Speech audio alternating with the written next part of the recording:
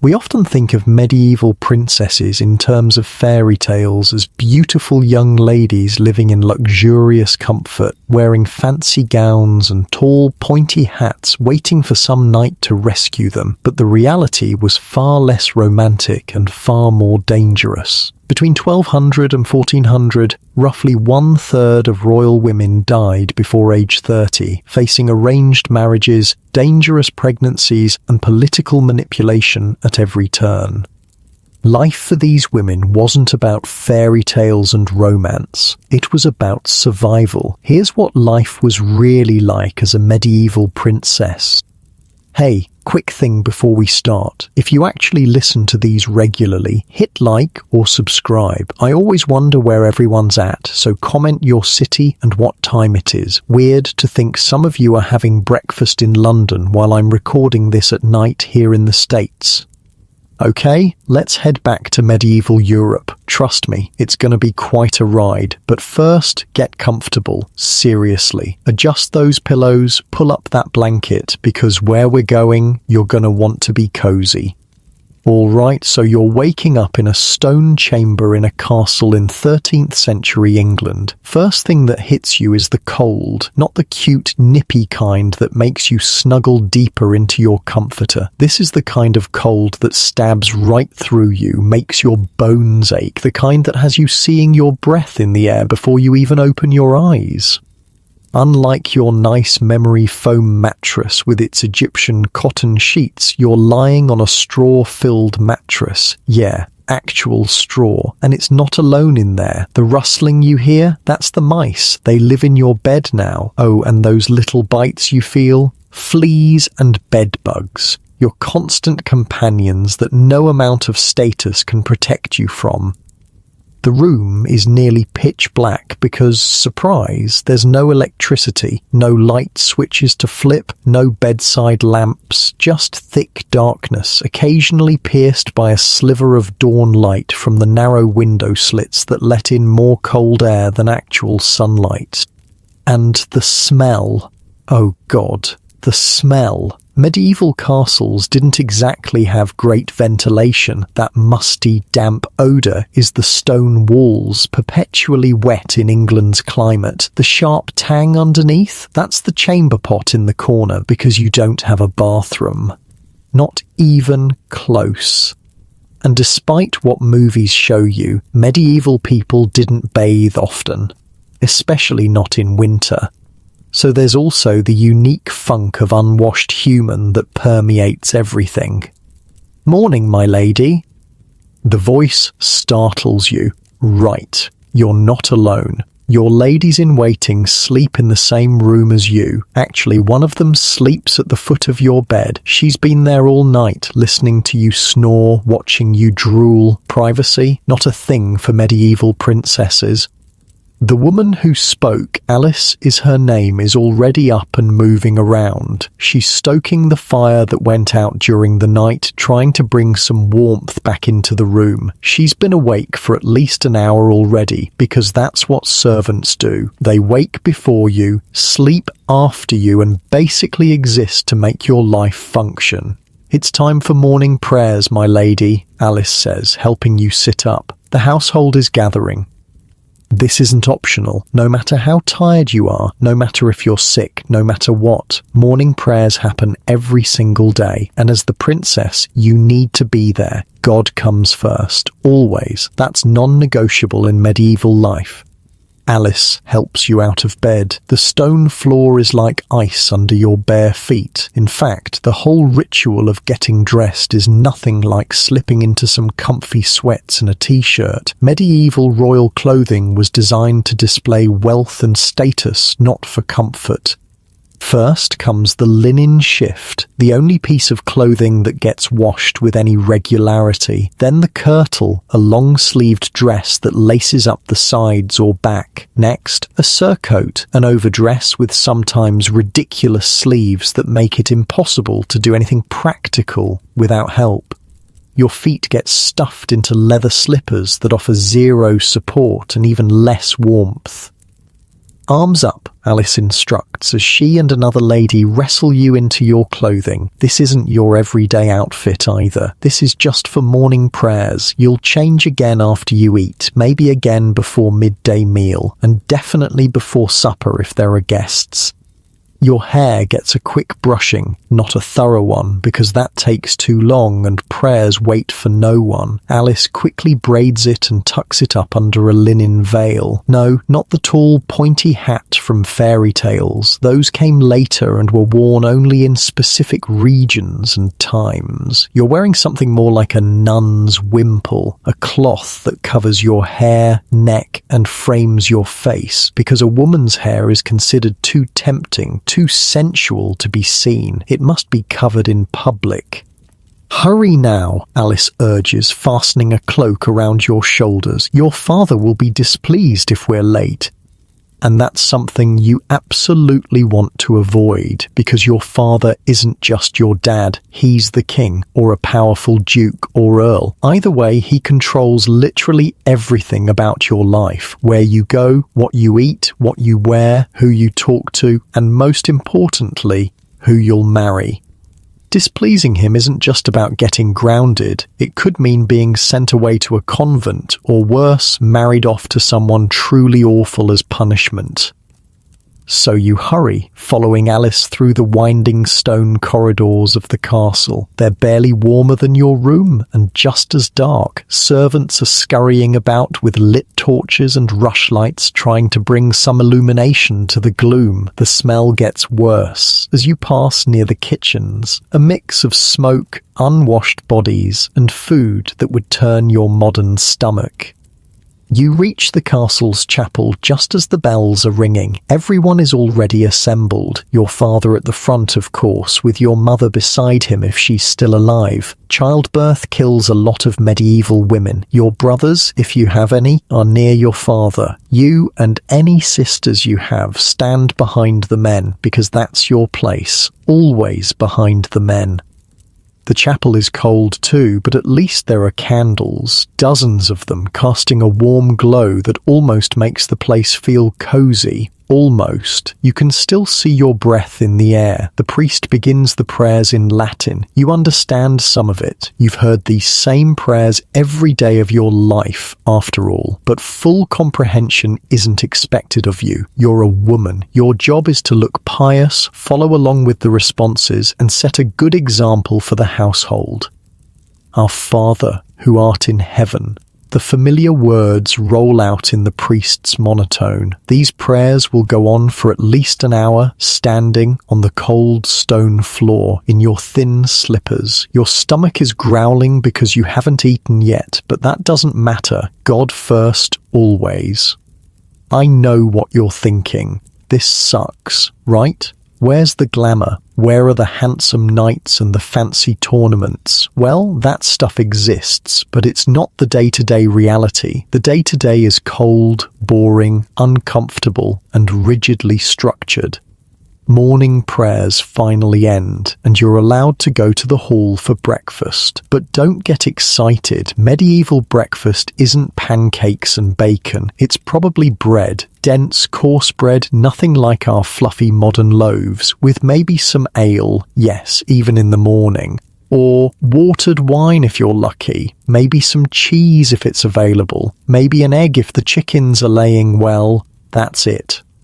And you don't eat alone. The hall is full of people, soldiers, servants, clerks, visitors. Everyone eats together, with your family at the high table at the front of the room, elevated above everyone else. Privacy? Still not a thing. "My lady, your father wishes to speak with you after the meal," Alice whispers as she refills your cup with watered wine. Your stomach clenches, and not from hunger. When your father wants to speak with you, it's rarely good news. It usually means there's been a development in your marriage negotiations, because that's what you are to your family. A valuable political asset, a tool to forge alliances, secure peace treaties, or gain lands through marriage. Your personal feelings on the matter? Completely irrelevant. "Do you know what it's about?" you whisper back. Even though ladies aren't supposed to gossip at the table, Alice shakes her head. "No, my lady, but there was a messenger from France last night." France. That could mean anything. An alliance with France would be prestigious, but it would mean leaving England, leaving everything and everyone you know, to go live in a foreign court where you don't speak the language, don't know the customs, and will be viewed with suspicion as a foreigner. The food in your mouth suddenly tastes like ashes. You're 13 years old, just 13. In your time, you'd be in middle school, worried about homework and friends and maybe your first crush. Here, you're already of marriageable age. Girls can be betrothed as infants, married at 12, the minimum age set by the church, and expected to start bearing children as soon as possible after that. Speaking of bearing children, that's your main purpose as a princess. Your education, limited as it is compared to your brothers, has been geared toward making you a good wife and mother. You've been taught to manage a household, basic medicinal skills, needlework, maybe some music, if your family values those accomplishments. Reading, possibly, though not all noble women were literate. Writing, less commonly. Languages, if you're expected to make a foreign match. You've also been taught since you were old enough to understand that your body doesn't belong to you. It belongs to your family until marriage, then to your husband after. Its purpose is to produce heirs, preferably male ones, and childbirth in the medieval period, it's basically a death sentence for many women.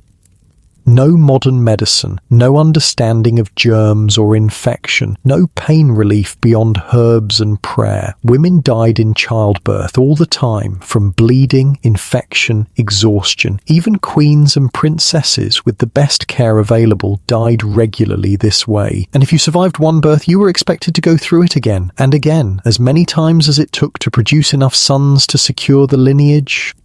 The meal ends, and your father motions for you to follow him to his private chamber. This is it. Whatever news came from France, you're about to hear it. And whatever it is, you have no say in the matter. Your life is not your own. As you walk behind your father through the corridors, you pass a window that looks out over the castle grounds. For just a moment, you catch a glimpse of two young squires practicing swordplay in the yard below. They're laughing, free in a way you'll never be. They get to learn fighting, strategy, horsemanship, all things forbidden to you because you're female. Their futures will be determined largely by their own abilities and choices. Yours was determined the moment you were born female and royal. The heavy wooden door to your father's chamber creaks open and you're ushered inside. Unlike your sparse sleeping chamber, this room shows the true wealth of your family. Tapestries line the walls, keeping out drafts while displaying hunting scenes and family crests. A fire roars in the hearth, making this the warmest room in the castle. Your father has a desk, an actual piece of furniture dedicated just to writing and business, covered with parchments, quills, and his personal seal. "Daughter," he says, not bothering with your name. Medieval fathers, especially royal ones, weren't exactly the warm, fuzzy type. The King of France has proposed a match between you and his second son, Philip. And there it is, your future decided. You don't know this Philip, you've never met him. You don't know if he's kind or cruel, handsome or ugly, smart or stupid. None of that matters. What matters is that France is powerful, and this alliance would benefit your family politically. The terms are favourable, your father continues, as if discussing the sale of a horse rather than your entire life. Your dowry will include the Northern Territories, and in return we will receive trade rights through French ports. You're 13, you've never left England, you don't speak French, and now you're expected to leave everything behind, go to a foreign country, marry a stranger, sleep with him, bear his children, and run his household, all while being watched and judged by a court that sees you as an outsider. When? It's all you can manage to ask. When will your life as you know it end? The betrothal will be announced at Michaelmas. The wedding will take place next spring after you turn 14. Your father finally looks at you directly. This is a good match. Better than I hoped for. You will bring honor to our family.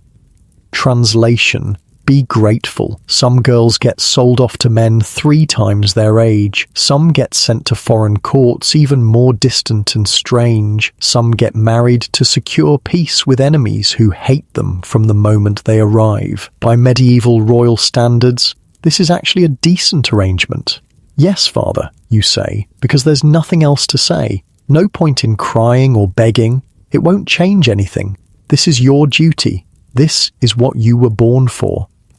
As you leave your father's chamber, you realize that your life as you've known it, already restricted and controlled, now has an expiration date. You have less than a year left in your home, with the people you know, speaking the language you understand. After that, you belong to France, to Philip, to a life that's being thrust upon you without your consent. Alice is waiting outside the door. One look at your face tells her everything. France? She asks quietly. You nod.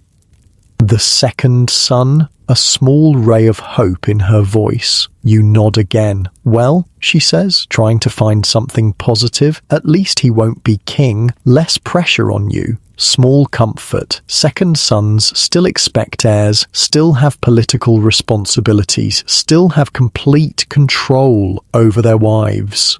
But Alice is right about one thing. Not being queen consort does mean slightly less scrutiny, slightly lower stakes. Come, Alice says, guiding you back toward your chambers. It's time for your lessons. And so your day continues. You don't get to fall apart, don't get to process this life-changing news. There's no therapist to talk to, no understanding parent to comfort you. There's just the relentless schedule of a medieval princess's day. Prayers, meals, lessons, more prayers, more meals, maybe some supervised recreation if you're lucky, and then bed. The same tomorrow, and the next day. Until you're shipped off to France to begin your real purpose, making babies and securing alliances. This is the reality of being a medieval princess, not fairy tales, not romance, not freedom, just duty, restriction, and the constant looming knowledge that your body isn't your own. And this is just the morning of your day. The rest, even more controlled, even more focused on preparing you for the one thing that matters, being valuable marriage material. As you follow Alice back to your cold chamber, where you'll spend the next few hours practicing needlework or learning French, suddenly, very important, you catch yourself wondering what it would be like to be one of those squires instead, to hold a sword instead of a needle, to have choices instead of obligations. But those thoughts are dangerous. Better to accept your fate. Better to be the good, obedient daughter and future wife, because in medieval Europe, for a princess, that's the only way to survive, and survival, not happiness, is the best you can hope for. Alice leads you back to your chamber, where several other ladies are waiting. They're all from noble families, sent to serve you and learn the ways of court alongside you. They're not exactly friends. True friendship isn't really a concept that exists in the same way for medieval nobility. These girls are both your servants and your competition, watching your every move and reporting back to their families about the princess they serve. Lady Catherine will be here shortly for your French lessons, Alice says, helping you change into a simpler gown more suitable for sitting and studying. Your father says you'll need extra practice now. Of course he does. The clock is ticking on your transformation from English princess to French bride. Learning the language isn't just about communication, it's about survival. The chamber feels slightly warmer now that the morning fire has been burning for a while. Your ladies busy themselves around the room preparing your study materials. One of them, Margaret, who's about your age, looks at you with sympathy in her eyes. She knows what it means to be married off to a foreign court. Her sister was sent to Scotland last year and hasn't been heard from since. I hear the French court is very grand, Margaret offers, trying to be helpful, much more refined than ours. What she doesn't say, but you both know, is that the French will find every flaw in your manners, your speech, your appearance. You'll be judged mercilessly as the foreign bride, the outsider. No matter how well you prepare, it won't be enough. Lady Catherine arrives, and your heart sinks. She's a stern, thin-lipped woman who spent time in the French court in her youth and never lets anyone forget it. She carries a small wooden paddle that she uses to rap your knuckles when you mispronounce a word. By the end of most lessons, your fingers are red and swollen. "Bonjour, mademoiselle," she says sharply, not bothering with pleasantries in English. "Nous avons beaucoup à faire aujourd'hui." You stare at her blankly. You've been learning French for years. All noble children do, since it's the language of diplomacy, but you're nowhere near fluent. And now, suddenly, your entire future depends on how quickly you can master it. "She said we have much to do today," Margaret whispers, earning herself a glare from Lady Catherine. "En français," Lady Catherine snaps, pointing at you. "Répétez après moi. Je suis la princesse d'Angleterre." You try. God, you try. Je suis la princesse d'Angleterre. Whack, the paddle comes down on your knuckles. Pain shoots up your arm, but you don't cry out. Princesses don't show pain. Again, Lady Catherine demands, "Je suis la princesse d'Angleterre." And so it goes, for 2 excruciating hours. Your tongue twists around unfamiliar sounds. Your throat tightens with the effort of producing nasal vowels that don't exist in English. Your knuckles throb. By the end, you can barely make a fist. What they don't tell you in fairy tales is that medieval education, especially for girls, was often brutal. There was no concept of positive reinforcement, no gold stars for effort. There was only success or failure, and failure meant punishment. "Better," Lady Catherine finally says, though her face shows no satisfaction. "Tomorrow we will work on court etiquette. The French have different customs. You must not embarrass your family." As if you needed the reminder, as if the weight of your entire kingdom's diplomatic relations doesn't already rest on your adolescent shoulders. Lady Catherine leaves, and you flex your fingers, wincing. One of your ladies rushes forward with a small pot of salve made from herbs grown in the castle garden. This too is part of your education, learning which plants heal, which soothe, which poison. Medieval medical knowledge was primitive by our standards, but it was comprehensive in its own way, passed down from woman to woman across generations. "Time for your needlework, my lady," Alice announces, as another lady brings forward your embroidery frame. "This, at least, is something you're good at. All noble girls learn needlework from the time they can hold a needle. It's not just decorative, it's practical. In a world before mass production, everything must be made by hand. Queens and peasants alike spend hours every day with needle and thread, making and mending clothing, linens, tapestries. Your current project is a complex religious scene showing the Annunciation, the angel Gabriel telling Mary she'll bear the Son of God. The symbolism isn't lost on you. Like Mary, you have no choice but to accept the fate handed to you by men who claim to speak with authority. The work is detailed and demanding. You're using silk threads imported at great expense from the East, dyed in vibrant colours that cost more than what a peasant family might earn in a year. The gold thread you're using for the angel's halo is actual gold, pounded thin and wrapped around a silk core. Your family's wealth, literally woven into fabric. Smaller stitches, Alice reminds you, inspecting your work. A French lady would use stitches so small they can hardly be seen. You sigh and pull out the last row, starting again. Your back aches from hunching over the frame, your eyes strain in the dim light coming through the narrow window. Even on bright days, medieval castles are dark inside. Candles and oil lamps are expensive, so you work mostly by daylight, which means your productive hours are limited, especially in winter. Tell me about the French court, you say to Alice as you work. What should I expect? Alice purses her lips. It's more formal than here, more political. Everyone watching everyone else, looking for advantages, for weaknesses.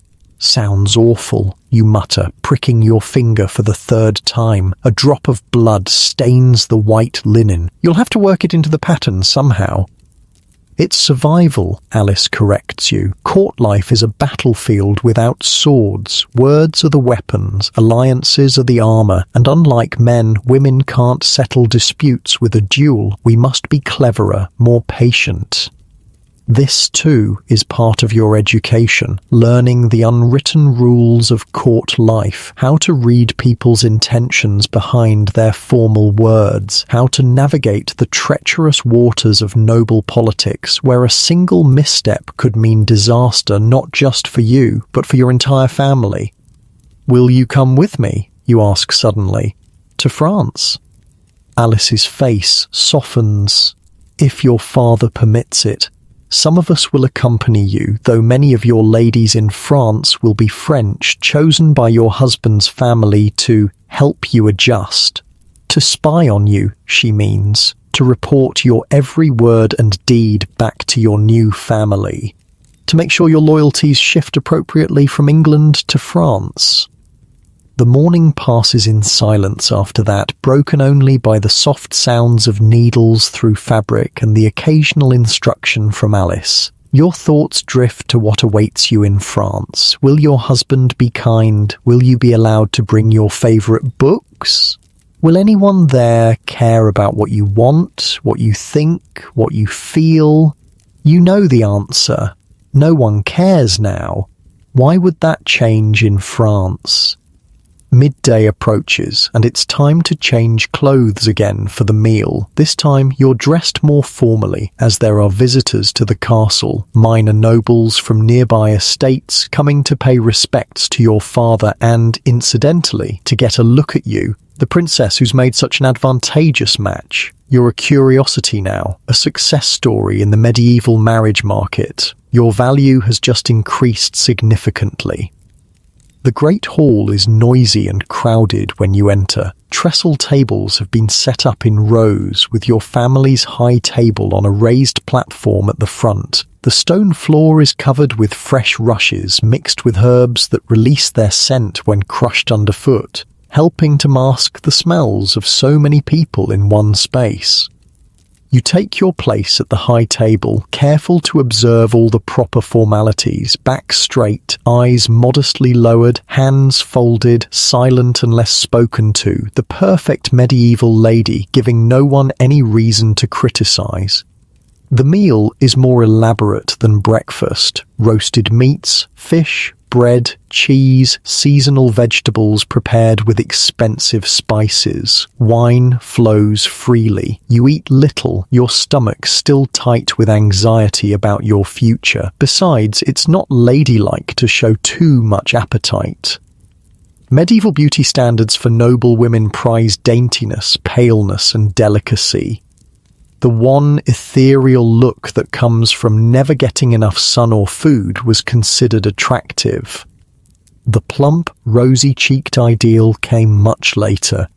"My daughter," your father calls down the table, making you jump. "Lady Catherine tells me your French still needs work." You feel dozens of eyes turn to you. Heat rises in your cheeks. "Yes, father, I'm trying. Try harder," he says bluntly. "I won't have the French court laughing at English education." You nod, eyes lowered again, humiliation burning through you. Public criticism is just another tool in the medieval parenting arsenal. Shame as motivation, fear as incentive.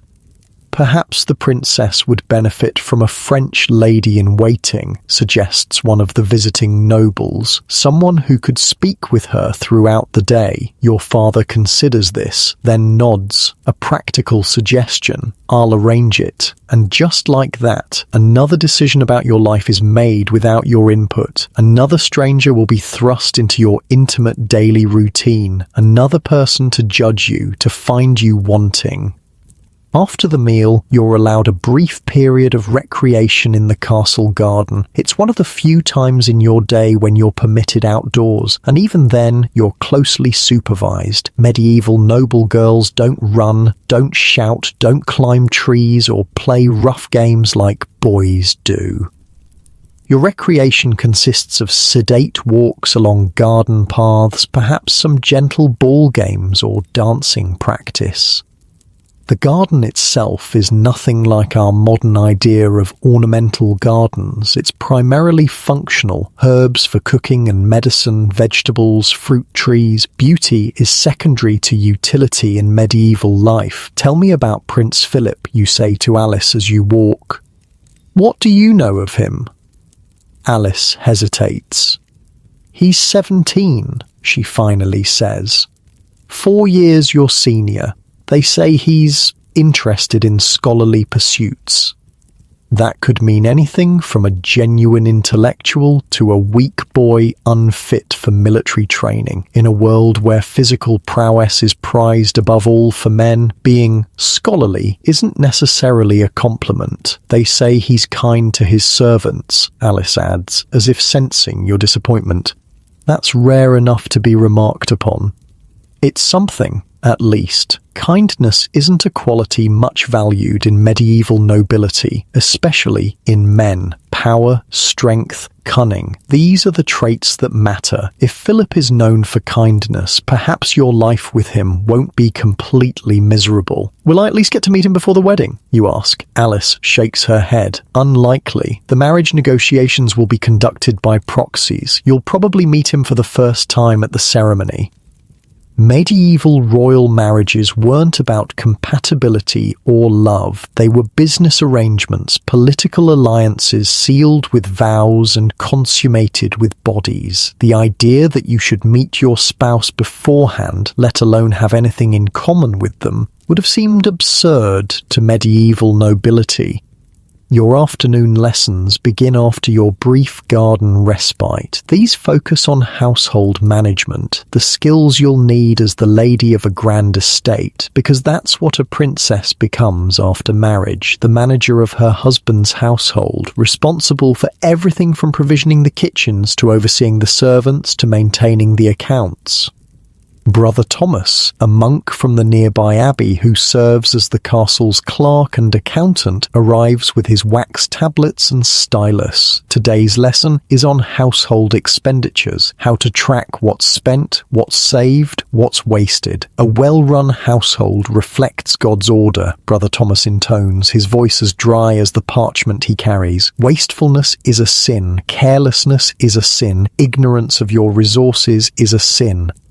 Everything is a sin in medieval Christianity. The fear of hell permeates every aspect of life, every decision, every thought. It's the ultimate control mechanism in a world already rigidly controlled by social hierarchies. Brother Thomas sets a tablet before you, covered in neat rows of Roman numerals.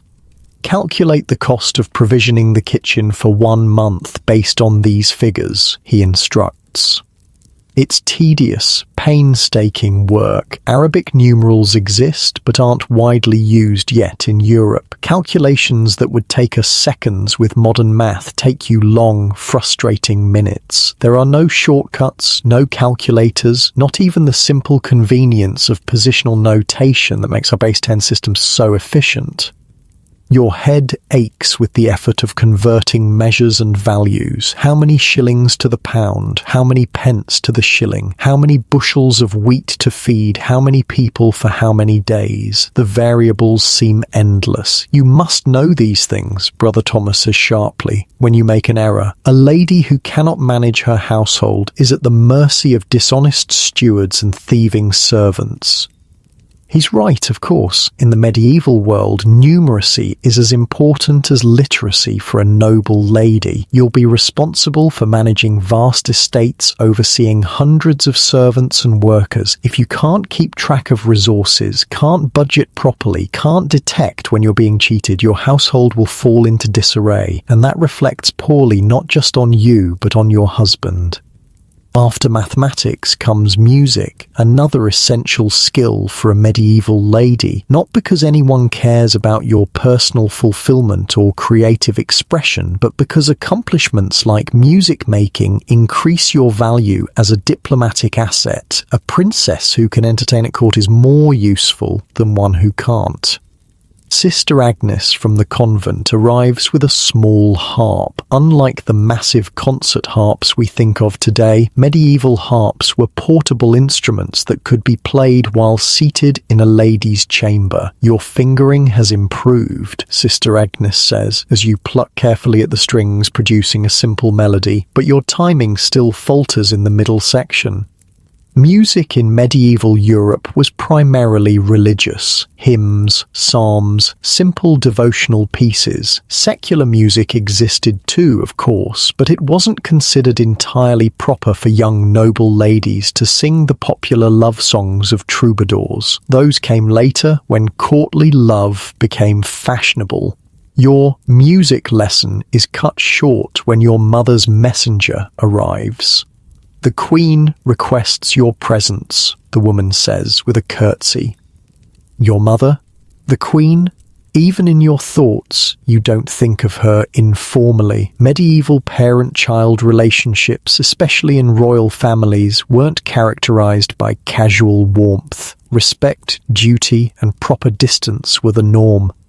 You follow the messenger through the winding corridors to your mother's chambers, larger and more luxurious than your own, befitting her status. Inside, you find her surrounded by her ladies, all working on an enormous tapestry stretched on a frame that takes up half the room. "Daughter," she acknowledges you with a nod. "Come see what we're making for your wedding." The tapestry shows a symbolic joining of your family's crest with that of the French royal family. The workmanship is exquisite. Your mother is known throughout the kingdom for her skill with a needle. This tapestry will travel with you to France, a visual reminder of the political alliance your body is sealing. "It's beautiful," you say, because it is, despite what it represents. "Sit," your mother commands, indicating a stool near her. "Work on this section. The French court will judge your needlework harshly. You must not shame us." You take your place and begin stitching, adding tiny, precise stitches to the border pattern. Your mother watches critically, occasionally correcting your technique. This, too, is education. Learning from the woman who's lived the life you're about to begin. A life of duty, obligation, and carefully concealed emotion. "I've heard about the French match," your mother says after a while, her voice low enough that only you can hear. "It's better than I hoped for. Prince Philip has a reputation for gentleness." Coming from your mother, this is practically gushing approval. You glance at her, surprised by this almost expression of concern for your welfare. "Will it hurt?" you ask, your voice barely audible. You both know what you're asking about. The wedding night, the consummation that will make the political alliance real and binding. Your mother's face remains impassive, her eyes on her needlework. "Yes," she says simply, "but it passes, and then it becomes tolerable in time. Tolerable, not pleasurable, not joyful, just tolerable." That's the best a medieval queen can offer her daughter by way of marital advice. "Remember your duty," she continues, still not looking at you. "Provide heirs, manage his household, bring honor to both families. The rest is unimportant. The rest being your happiness, your desires, your personhood, all unimportant in the grand scheme of medieval political marriage." "Yes, mother," you say, because there's nothing else to say.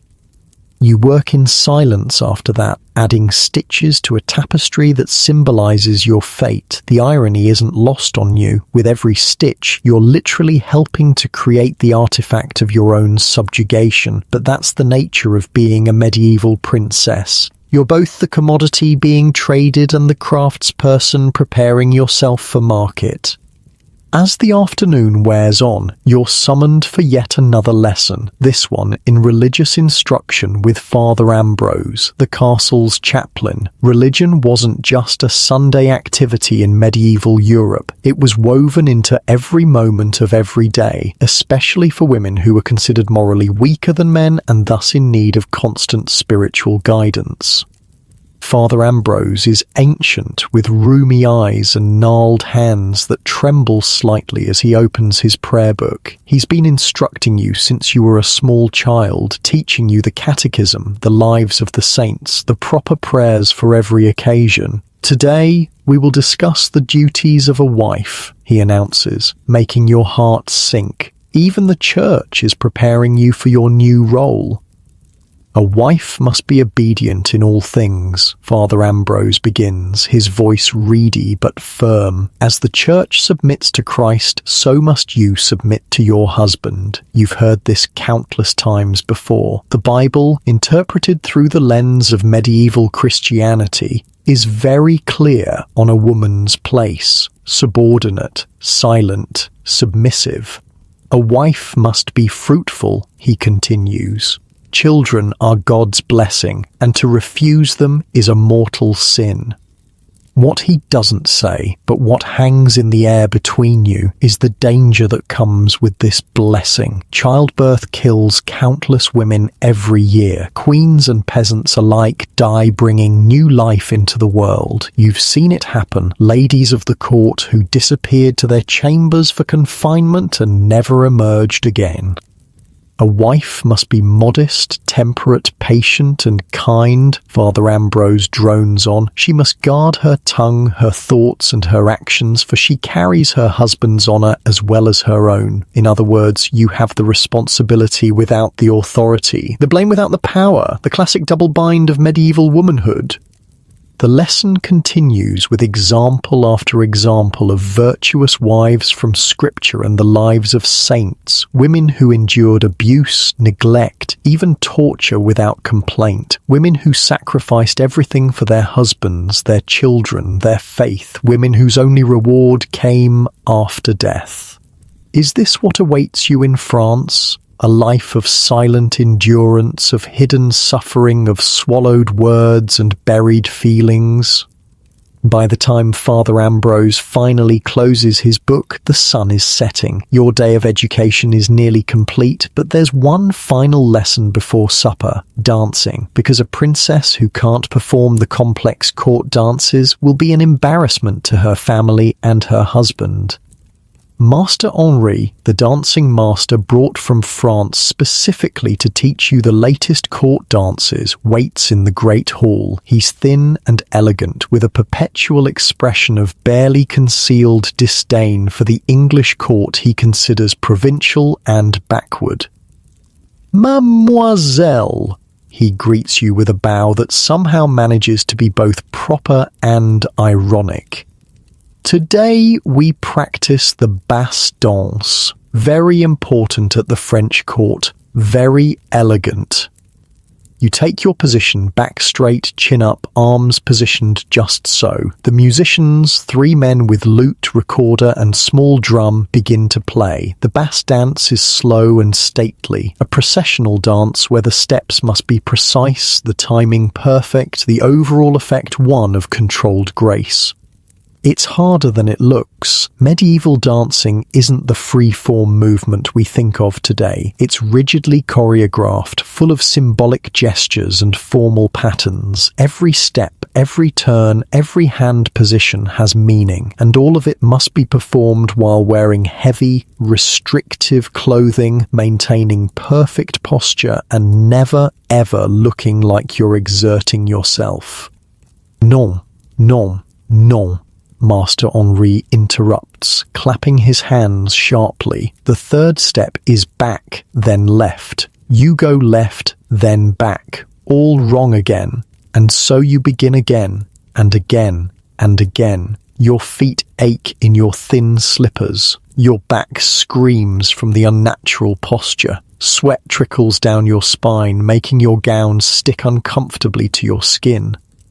But you don't complain. You don't ask for a rest. You don't show any sign of fatigue or frustration, because princesses don't do that. They endure. They persist. They perfect themselves for the roles they're required to play. After what feels like hours, Master Henri finally pronounces your performance acceptable, barely, and dismisses you to prepare for the evening meal. You return to your chamber, where your ladies help you change again into your formal evening attire.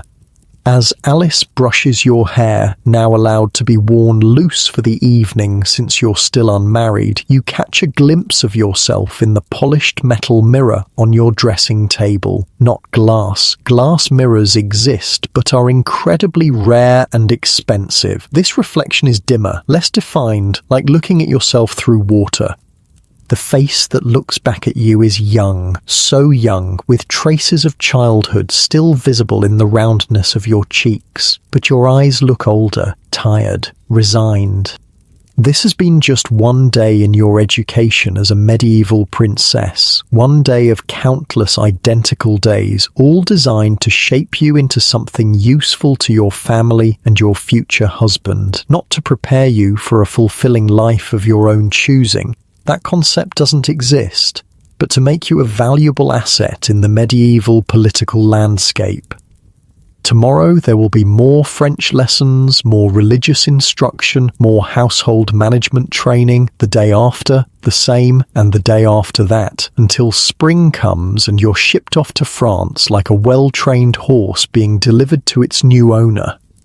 You turn away from the mirror as Alice fastens a gold circlet around your head, the visible symbol of your rank, the gilded cage of your privilege. "It's time for supper, my lady," she says softly. "Your father will be waiting." You nod and rise, arranging your features into the serene mask expected of a princess. Whatever you're feeling, fear, resentment, grief for the life you'll never have, must remain hidden. That, perhaps, is the most important lesson of your education. True feelings are a luxury medieval princesses cannot afford. You walk to the great hall for supper, flanked by your ladies. The corridors are busier now than earlier in the day, servants hurrying to and fro with platters and pitchers, guards changing shifts, visitors preparing to dine with your family. The castle is like a small town, with hundreds of people living and working within its walls, and you, as the princess, are at the centre of it all, watched, judged, discussed. The great hall blazes with light now, dozens of candles and torches illuminating the space for the evening meal. It's the brightest the castle gets, and the warmest, with so many bodies packed into the stone room. The smell is a mix of food, smoke, sweat, and the herbs crushed underfoot in the rushes on the floor. As you enter, a hush falls briefly over the closest tables. People nudge each other, whisper behind hands. There she is, the princess, the one going to France, the one making such a good match. You pretend not to notice, keeping your eyes modestly lowered as you make your way to the high table. Your father is already seated, deep in conversation with the most important visitor, a bishop from a neighbouring diocese, his purple robes marking his rank. Your mother sits at your father's left, silent but watchful, her eyes taking in everything. You take your place a few seats down, where you're expected to make conversation with the bishop's secretary, a thin, nervous man with ink-stained fingers. This, too, is part of your duty, entertaining guests, making them feel welcome, representing your family's hospitality. But there are rules, strict rules about what a princess can discuss. "I trust your journey was pleasant, sir?" You begin with the expected pleasantry. He nods, clearly uncomfortable at dining with royalty. "Yes, Your Highness, most pleasant." "And your work for the bishop? It must be fascinating." Another safe topic, a man's work. You can ask about it, express appropriate admiration, but never suggest you understand it or could do it yourself. The secretary relaxes slightly, launching into a description of manuscripts copied and letters written. You listen with practiced attention, making all the right noises of interest at all the right moments. This is a skill you've been developing since childhood, seeming engaged while your mind wanders elsewhere. Servants move around the hall, bringing platters of food to each table according to rank. The high table is served first, of course, and gets the best portions. The tenderest cuts of meat, the whitest bread, the richest sauces. Food in medieval Europe is as much about status as nourishment. The first course arrives, a soup of leeks and almond milk, served in shared bowls. Two people typically share each bowl, another reminder that privacy doesn't exist here. You're paired with the secretary, who looks terrified at the prospect of potentially touching spoons with a princess. "Please," you say, gesturing for him to begin. "Always defer to male guests," another rule. The meal progresses through multiple courses: fish in a saffron sauce, roasted capon, a pie filled with spiced meat. Each dish is heavily seasoned, not just for flavor, but to demonstrate wealth. Pepper, cinnamon, cloves, nutmeg. These spices cost a fortune, imported along trade routes that stretch across the known world. You eat sparingly, as expected. A lady with too hearty an appetite is considered unrefined, possibly even sinful. Gluttony is, after all, one of the 7 deadly sins. Besides, the heavy, rich food sits uneasily in your stomach, still knotted with anxiety about your future.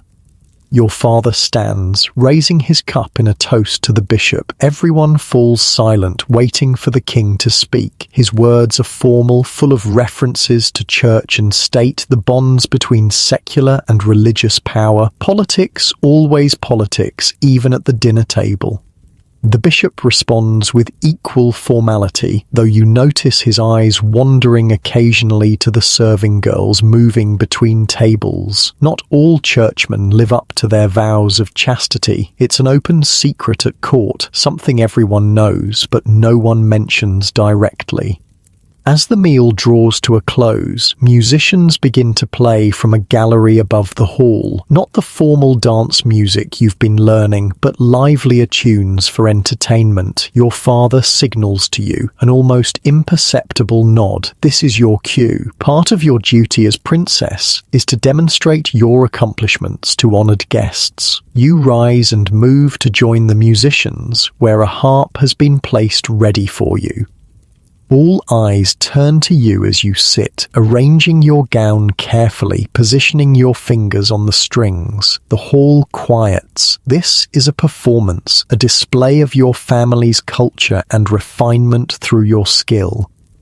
You begin to play, a religious piece that showcases both technical ability and proper piety. Your fingers move smoothly over the strings, producing clear, sweet notes that rise to the timbered ceiling. Years of practice, hours of repetition, countless corrections from tutors, all for moments like this when you serve as a living ornament to your father's court. When you finish, there's appreciative applause. The bishop nods his approval. Your father looks satisfied. Your mother's face shows nothing, but when you return to your seat, she touches your hand briefly, the closest thing to public praise you'll ever receive from her. The entertainment continues with professional musicians and a troupe of acrobats, a special treat for the bishop's visit. You watch with suitable appreciation, though these performers are regulars at court, and you've seen their acts many times before. As the evening wears on, your father stands, signaling the end of the formal meal. This is when the men will withdraw to discuss serious matters: politics, church business, warfare, while the women return to their chambers. The gender division is absolute in medieval court life. You rise with your mother and the other ladies, curtsying to your father and the bishop before withdrawing. The secretary looks almost relieved to see you go. Maintaining conversation with a princess was clearly stressful for him. But your day isn't over yet. As you return to your chambers, Alice informs you that a message has come from the steward. There's a matter requiring your attention in the kitchens. Now? You ask, surprised. It's unusual for such things to come up in the evening. The bishop's party brought additional mouths to feed, Alice explains. There's a question about tomorrow's provisions. This is a reminder of your other role, not just ornamental princess, but lady of the castle, responsible for the practical running of a huge household. Medieval noble women weren't just decorative. They were managers of complex domestic operations.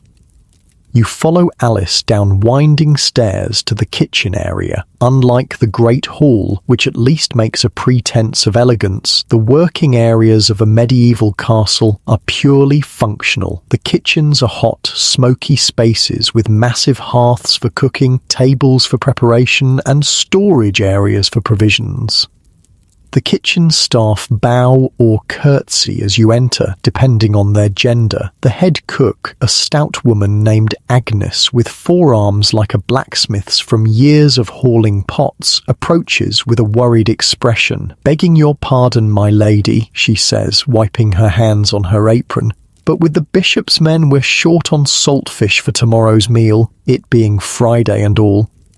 Friday. A fast day in the Christian calendar when meat is forbidden. Fish is the main alternative, and apparently the kitchen stores are running low. This is the kind of practical problem that falls to the lady of the castle. Not important enough for the king to concern himself with, but essential to the smooth running of the household and the proper observation of religious customs. How many extra men came with the bishop, you ask, automatically falling into your role as household manager. 12, my lady, plus their horses needing feed. You think for a moment, mentally calculating the stores you know are available. This kind of inventory management is something you've been trained in since childhood, knowing exactly what resources the castle has, how long they'll last, when they need replenishing. "We have the salt herring in the north storeroom," you say. "It was meant for next week, but we can use that and send to the abbey tomorrow for more, and serve more bread and vegetable pottage to fill their bellies." Agnes nods, looking relieved. "Yes, my lady, wise thinking that is." This small moment of decision-making, this tiny exercise of authority, feels strangely satisfying in the grand scheme of your life as a medieval princess. Your choices are few and constrained, but in the domestic sphere, you do have some power, some control.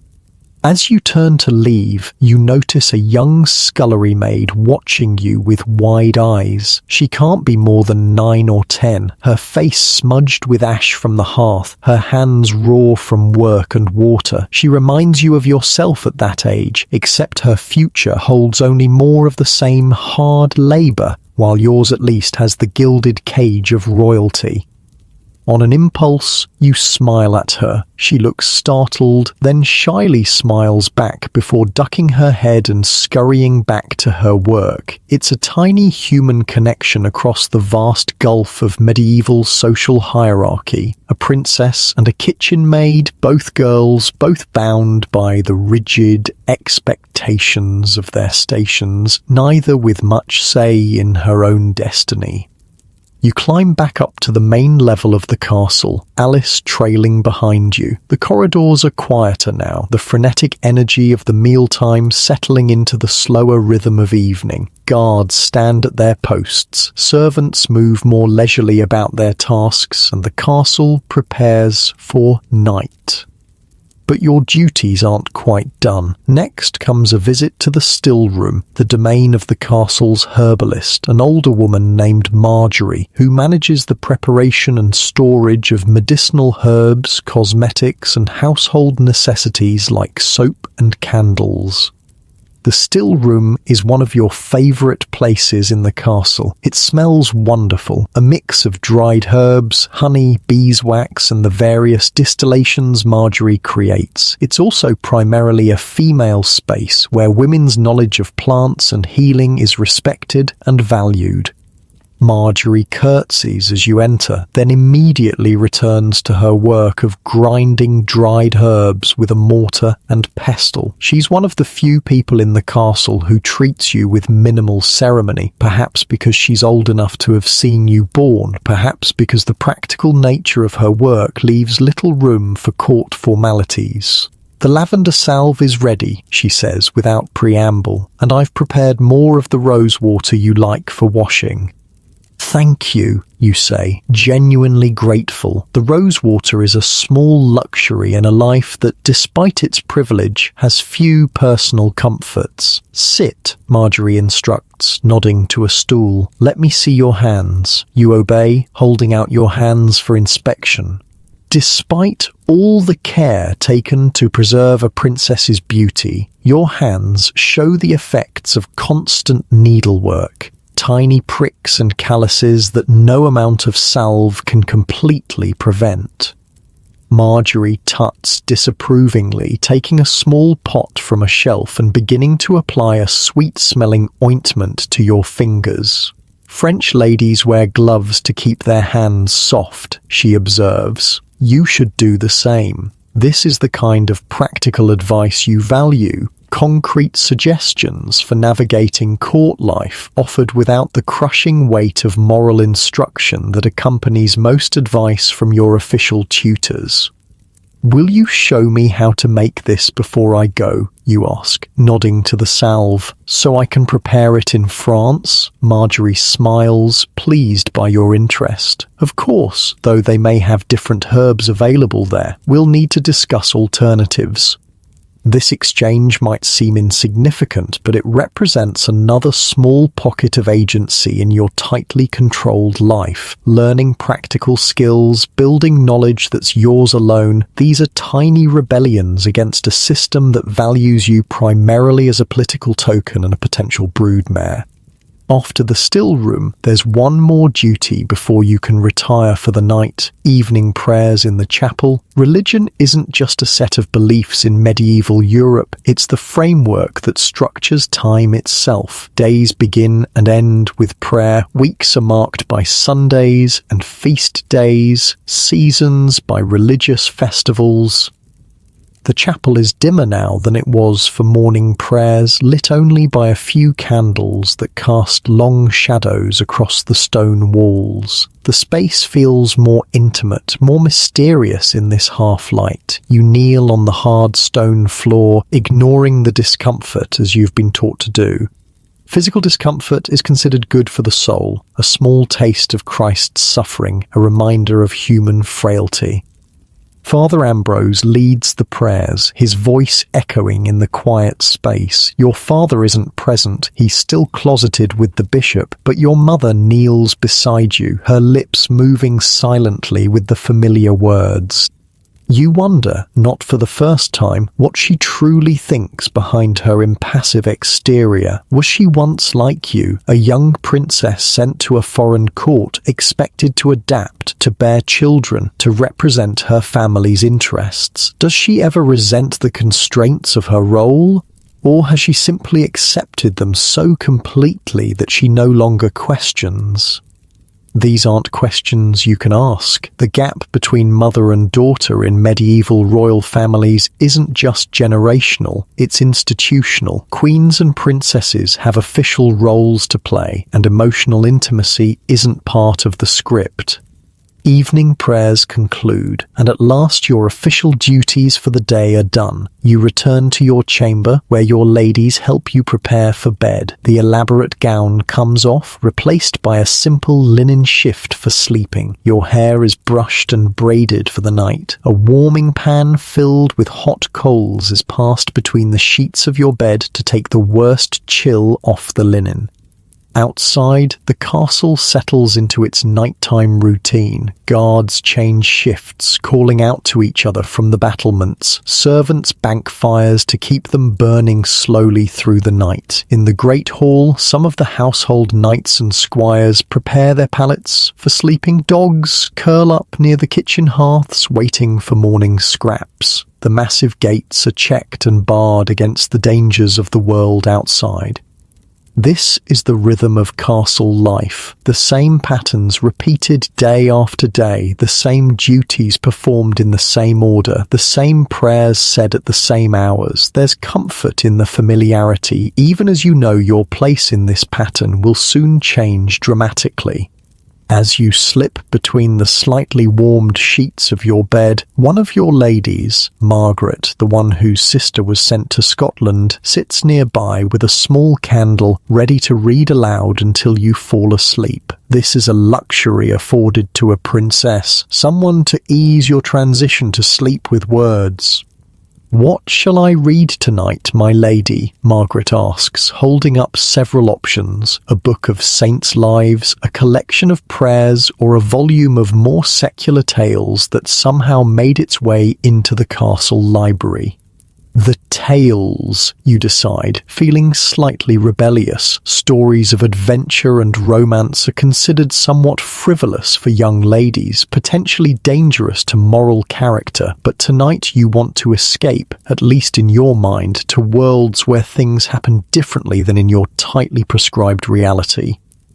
Margaret begins to read, her voice soft in the dim chamber. The story tells of knights and quests, magical forests and mysterious castles. It bears little resemblance to the actual life of medieval nobility you experience daily, but that's precisely its appeal. Your other ladies settle onto their pallets on the floor, listening as they prepare for sleep. Alice sits mending by the dying fire, her needle flashing in the low light. The chamber grows quiet except for Margaret's voice and the occasional pop from the hearth. Outside, you can hear the night watch calling the hours. 10 o'clock and all's well. Their voices carry across the castle bailey, a reminder that even in darkness, the structures of medieval life continue. Someone is always watching, always guarding, always maintaining the boundaries that keep each person in their proper place. Your eyes grow heavy as Margaret reads on. The day's lessons and duties, anxieties and small triumphs blur together as sleep approaches. Tomorrow will bring more of the same. More French lessons, more religious instruction, more preparation for your role as a French prince's wife.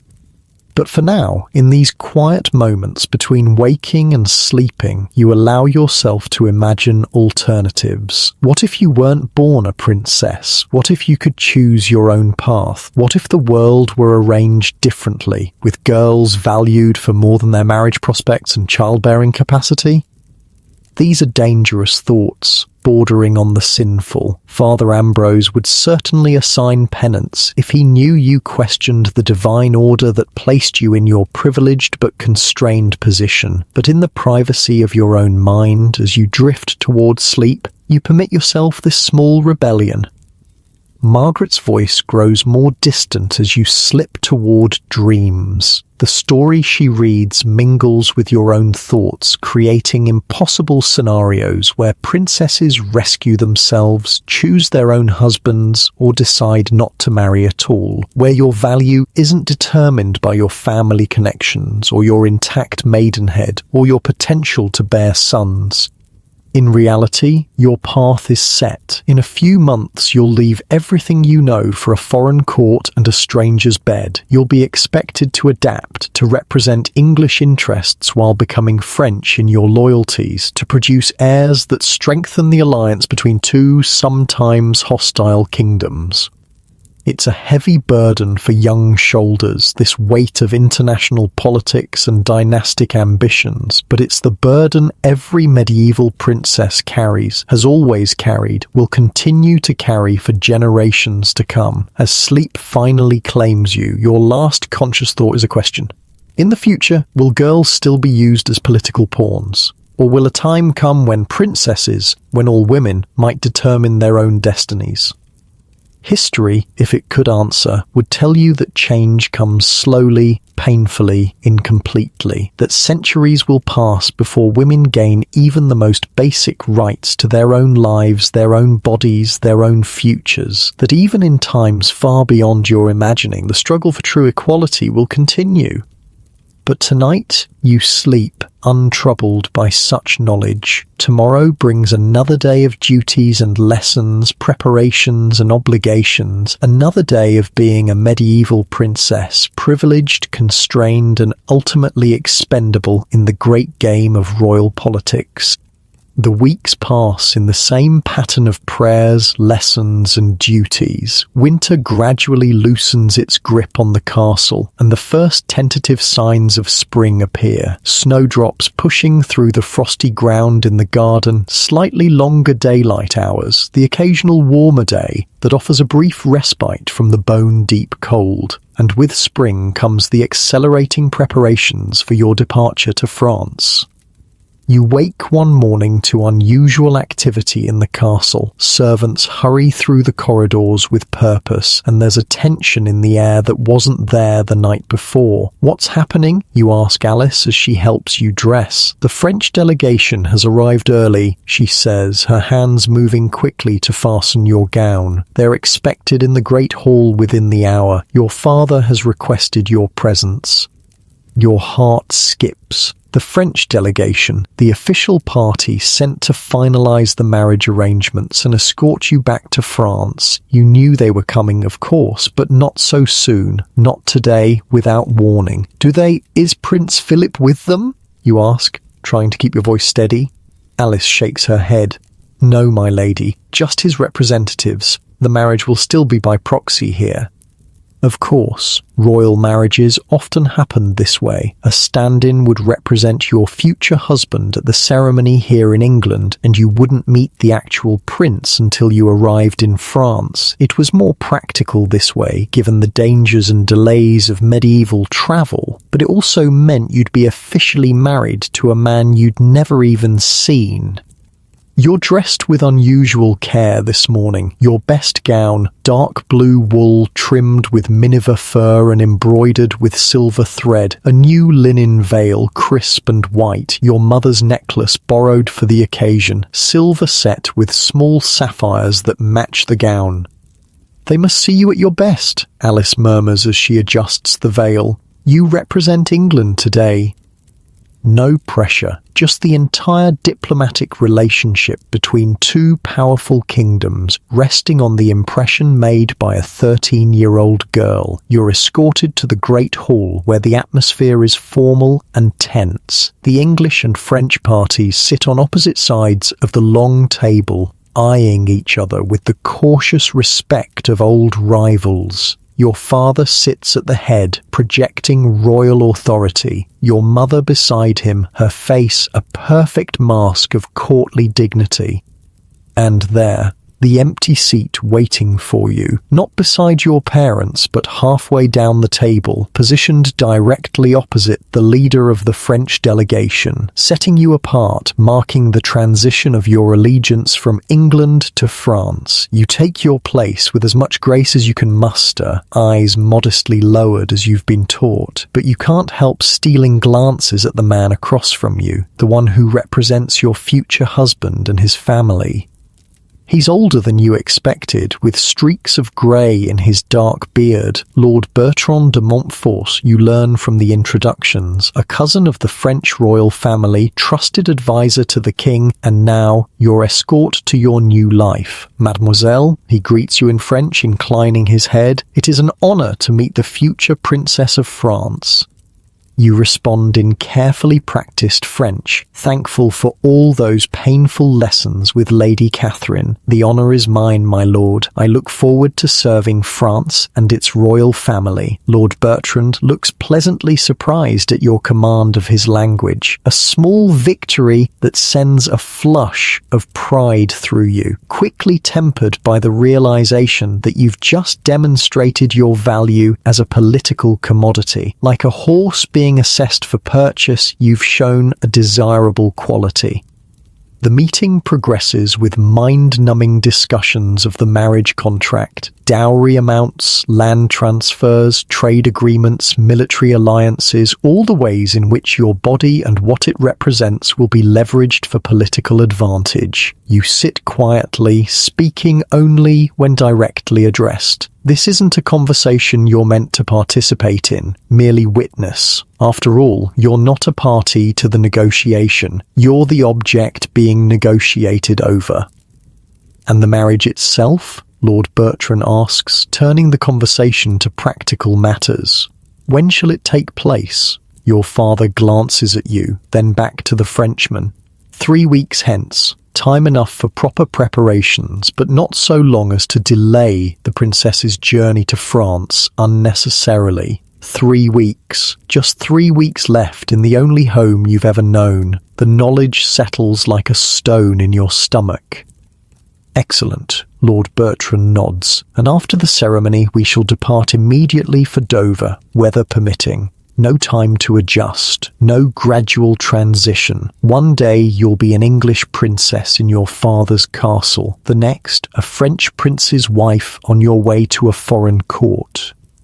The conversation shifts to your journey, the route, the accommodations, the size of your escort. It's a complex undertaking, transporting a royal bride across the Channel and through France. You'll travel with a substantial retinue, ladies in waiting, guards, servants, cooks, chaplains, even your own physician. A small moving court that represents both your status and the seriousness of the alliance being formed.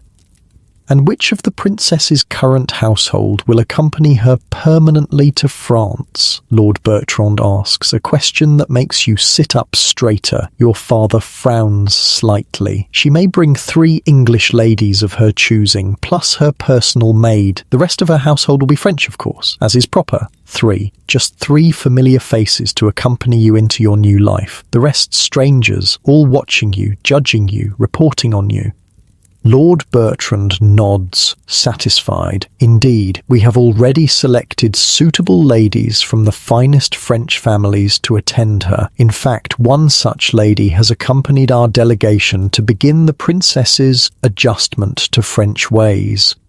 The way he hesitates makes it clear. This French lady isn't just a companion. She's here to begin your transformation from English princess to French prince's wife, to smooth out your English habits, correct your French pronunciation, ensure you won't embarrass yourself or your new family when you arrive at the French court. Lady Isabelle de Brienne, Lord Bertrand continues, gesturing to a woman seated further down the French side of the table, a cousin of Prince Philip's mother and experienced in the ways of the French court. You look at Lady Isabel, trying not to stare. She's perhaps 30, elegantly dressed in the French fashion, which is noticeably different from English styles. Her headdress is more elaborate, her sleeves more tightly fitted, her colours more vibrant. She meets your gaze briefly and offers a small, reserved smile, assessing you just as you're assessing her. The meeting concludes with agreements made, documents signed and hands shaken. The alliance is formalised, your fate is sealed. In 3 weeks you'll be married by proxy to Prince Philip of France, and shortly thereafter you'll leave England, possibly forever. As you rise to leave the hall, your father calls you to his side. You will spend the afternoon with Lady Isabel, he instructs. Begin learning what will be expected of you at the French court. Not a request, an order. You curtsy in acknowledgement and turn to find Lady Isabel waiting for you. "Shall we walk in the garden, princess?" she suggests in French, her accent much more refined than your tutor's. The weather is finally clement enough for it. You nod, not trusting yourself to speak. The garden. A small reprieve. At least you won't be immediately closeted in a chamber with this stranger, this harbinger of your new life. The castle garden is showing the first real signs of spring. Tender green shoots pushing up through the soil, a few early flowers braving the still cool air. Lady Isabel walks beside you, her movements graceful and measured. Your own ladies follow at a discreet distance, giving you privacy to speak, but remaining within sight as propriety demands. You must have many questions, Lady Isabel says after a moment of silence. About France, about the court, about Prince Philip. So many questions they tangle in your throat, making it impossible to voice any of them, but one pushes its way forward. Is he kind, you ask simply? Lady Isabel's expression softens slightly. Prince Philip is thoughtful, scholarly, as you may have heard, not given to the hunts and tournaments his elder brother favours. She pauses, choosing her words carefully. He will not be cruel to you, princess, that much I can promise. Not exactly a ringing endorsement of his character, but better than the alternative. You've heard enough stories of princesses married to monsters to know how much worse your situation could be. The French court is more formal than what you're accustomed to, Lady Isabel continues, shifting to practical matters. More political. Every gesture, every word carries meaning. You will be watched constantly, judged by standards you don't yet understand. "Or sounds terrible," you murmur before you can stop yourself. To your surprise, Lady Isabel laughs, a genuine sound that transforms her composed face. It is, rather, but it's also magnificent. The music, the art, the conversations, there's nothing like it in Europe, and as a princess, you'll have access to all of it. She stops beside a stone bench and sits, gesturing for you to join her. "May I speak plainly, princess?" You nod, curious despite your apprehension. "Your position will be difficult at first," she says, her voice lower now. "You are young, foreign, untested. There will be those at court who wish to see you fail, particularly the mothers and sisters of girls who might have married Prince Philip instead." The bluntness is startling, but oddly refreshing after months of platitudes and religious instruction about wifely duties. "But," Lady Isabel continues, "you have advantages. Your youth means you can adapt more easily. Your beauty will win some to your side. And most importantly, you are intelligent. I can see that clearly. You blink, unused to being complimented for your mind rather than your appearance or your piety."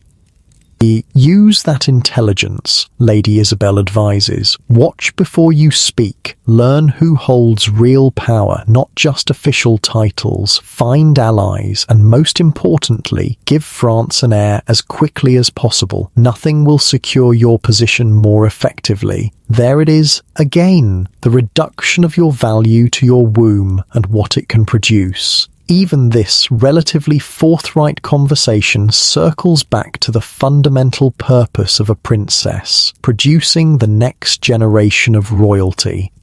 "How did you know?" you ask suddenly. "How to navigate the court, I mean." Lady Isabel's eyes grow distant. "I learned as you will, through necessity, through mistakes, through humiliations. I still remember clearly." She refocuses on you. "But I can help you avoid the worst of them, if you'll trust me."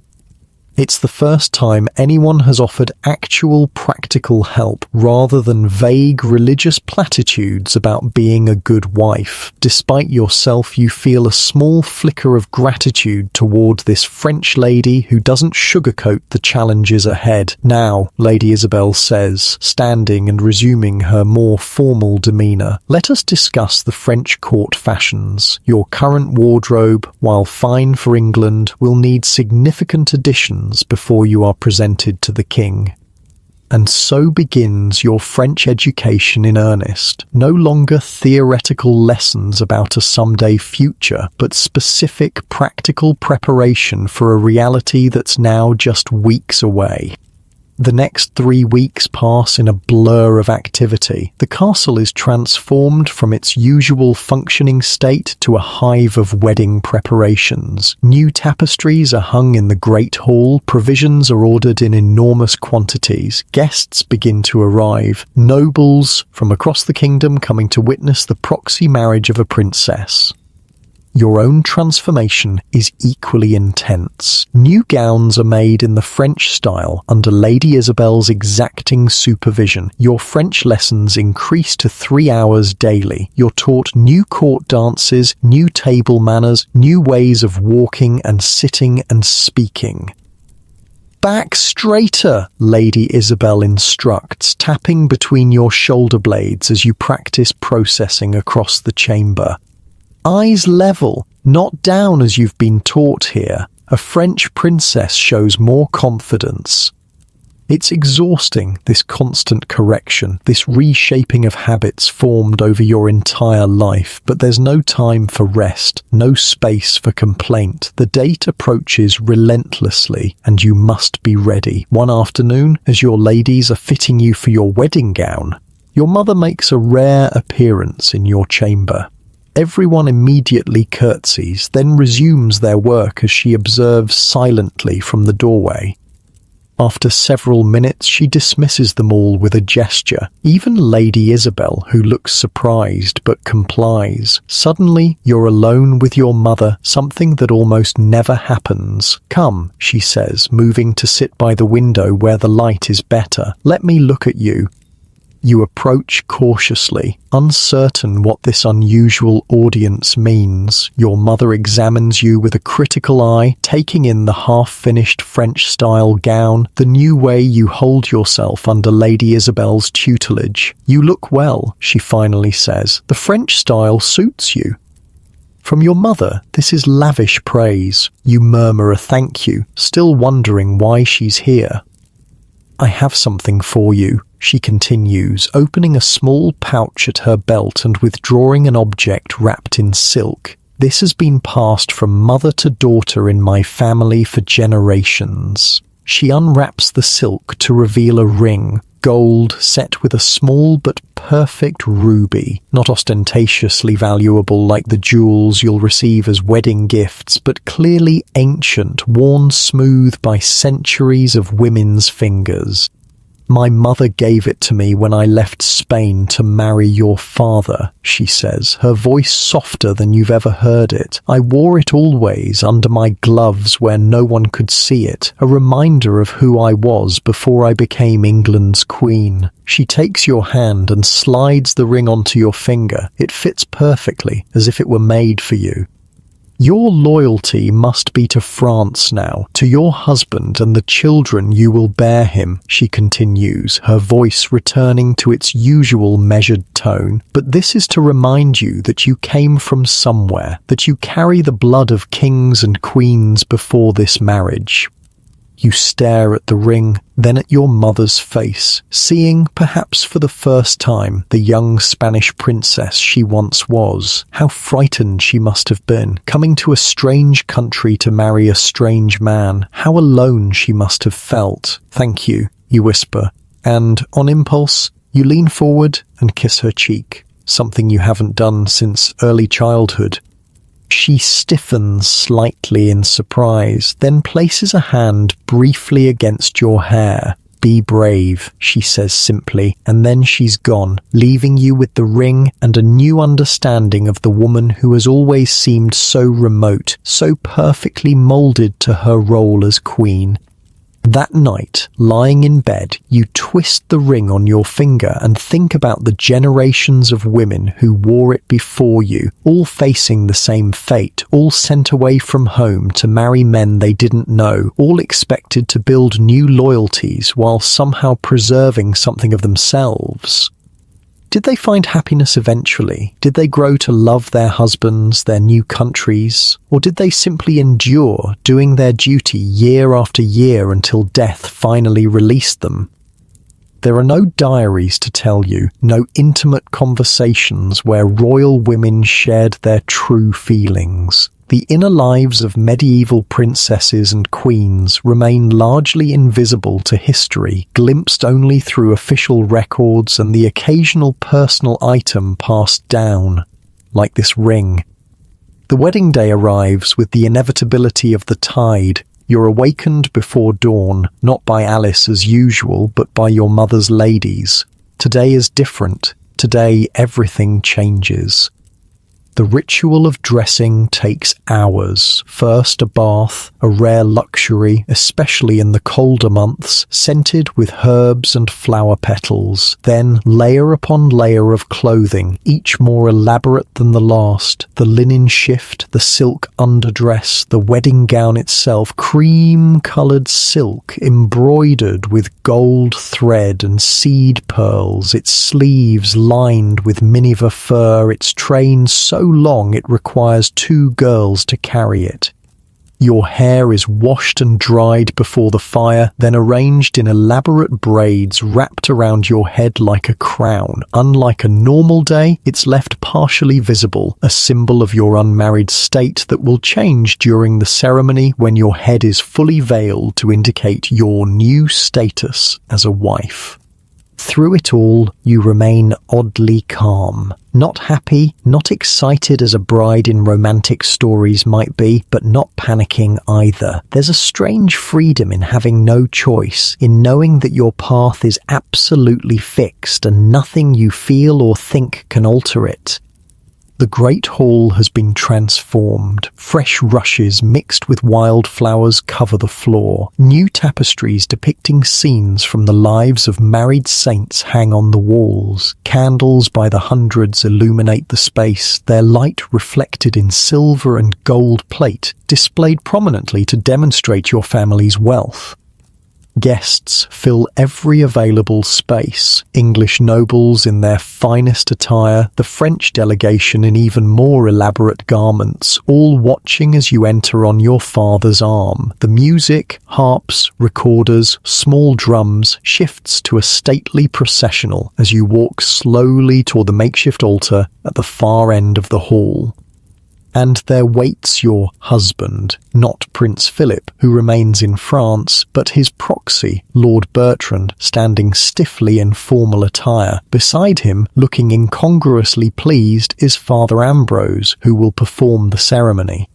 The wedding itself passes in a blur of Latin phrases and symbolic gestures. You speak your responses by rote, having rehearsed them countless times. You extend your hand when prompted, feel the weight of the ring as Lord Bertrand slides it onto your finger on behalf of the absent prince.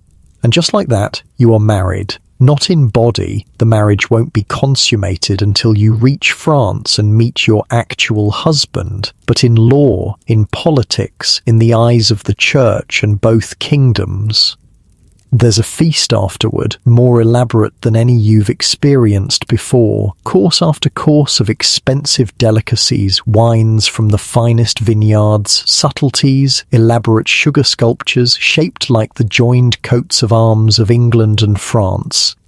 You sit in the place of honour, now officially a French princess rather than an English one. Lord Bertrand, having completed his proxy duty, has returned to his place with the French delegation. The seat beside you remains conspicuously empty, a reminder of your husband's absence, of the strange limbo you now inhabit as a married virgin, a wife without a husband.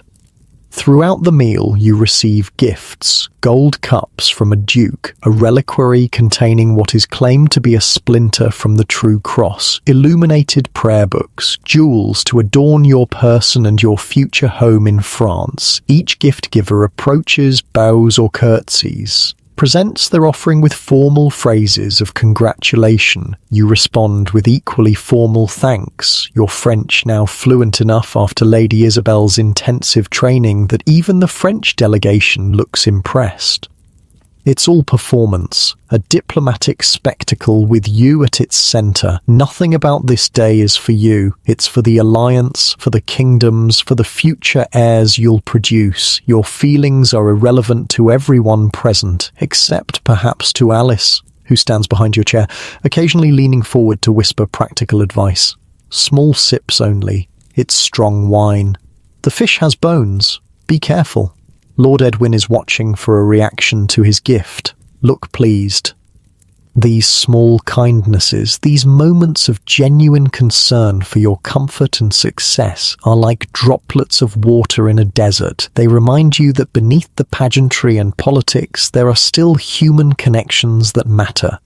As the feast stretches into the evening, musicians play and acrobats perform. Under normal circumstances, a wedding night would follow, the bride and groom escorted to their chamber by ribald guests, the marriage consummated and verified. But your situation is different. Your real wedding night awaits you in France with a man you've still never met. Instead, as the festivities begin to wind down, Lady Isabel appears at your side. "We should retire, Princess," she says quietly. "Tomorrow will be an early start." Tomorrow. The journey begins. You nod and rise, making your formal farewells to the assembled guests. Your father kisses your forehead, a rare public display of affection. Your mother embraces you briefly, and then you're being escorted back to your chamber, surrounded by your ladies, for your last night in the only home you've ever known. The chamber looks different. Your personal belongings have been packed in trunks that line the walls, ready for tomorrow's departure. The room feels emptier, echoing slightly as you move through it. Your ladies help you out of the elaborate wedding gown, carefully folding it to be packed. It's unlikely you'll ever wear it again. It served its ceremonial purpose today. In France, you'll have new gowns made to the latest French fashions, designed to impress your new court. Dressed in your sleeping shift, you dismiss most of your ladies, keeping only Alice to help you prepare for bed. As she brushes your hair, now loose again after the elaborate wedding style, you find yourself studying her familiar face in the polished metal mirror. You'll come with me to France?" you ask, needing to hear it confirmed yet again. Alice nods, meeting your eyes in the reflection. "Of course, my lady. I've already packed my things." And Margaret, your young lady in waiting who shared stories with you, yes, she's coming too, and Lady Eleanor and Lady Catherine. Alice names the other two English ladies who will form the small core of familiar faces in your new French household. It's not much. Just 4 English women among the dozens of French attendants who will surround you at the French court. But it's something, a small piece of home to take with you. "Are you afraid?" you ask Alice suddenly, "of going to France?" Alice's hands pause briefly in their rhythmic brushing. "Yes," she admits quietly, "but also curious. It's a grand adventure, in its way. An adventure. You hadn't thought of it like that. To you, it's been an ending, the end of childhood, the end of familiarity, the end of whatever small freedoms you enjoyed as a daughter rather than a wife. But perhaps Alice is right. Perhaps there's something to be gained in this enforced journey, this new beginning."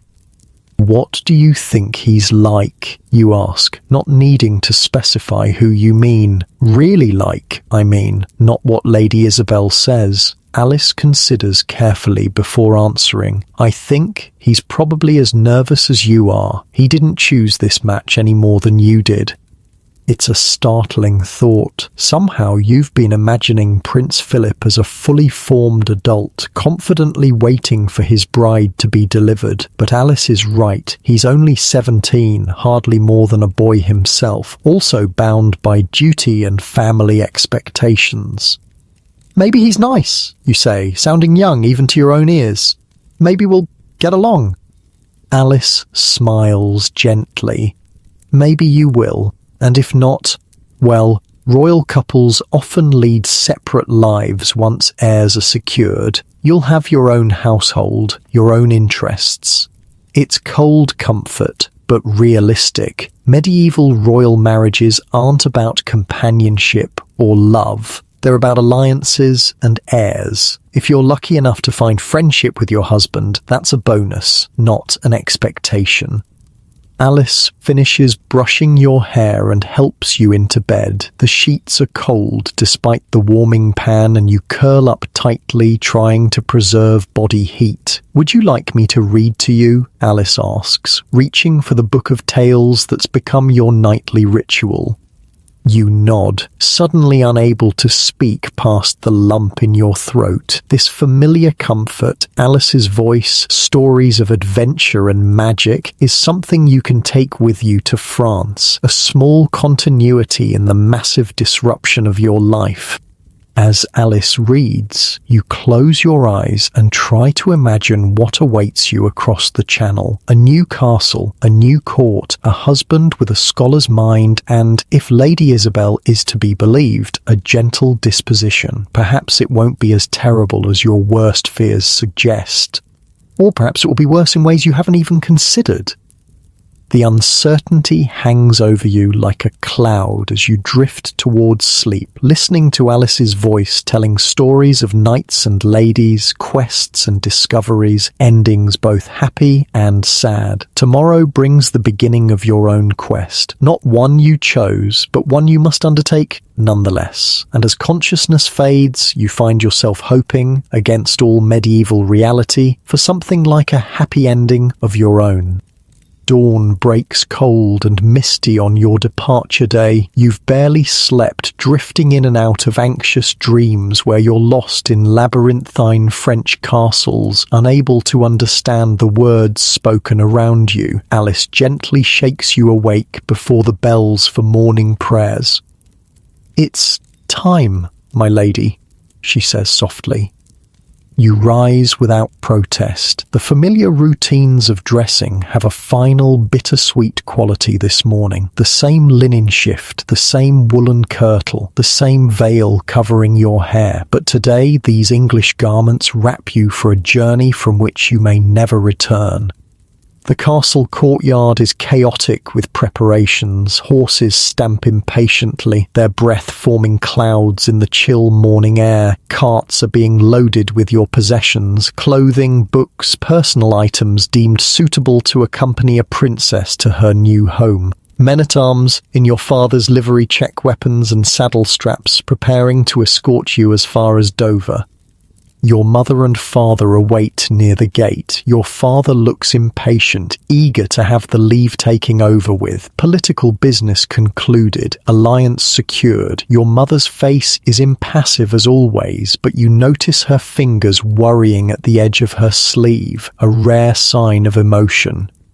The goodbyes are formal, restrained. Your father kisses your forehead, reminding you of your duty to represent England well at the French court. Your mother embraces you briefly, whispering, "Remember who you are," before stepping back. No tears, no dramatic scenes. Medieval royalty doesn't indulge in public displays of emotion, even at moments of permanent separation.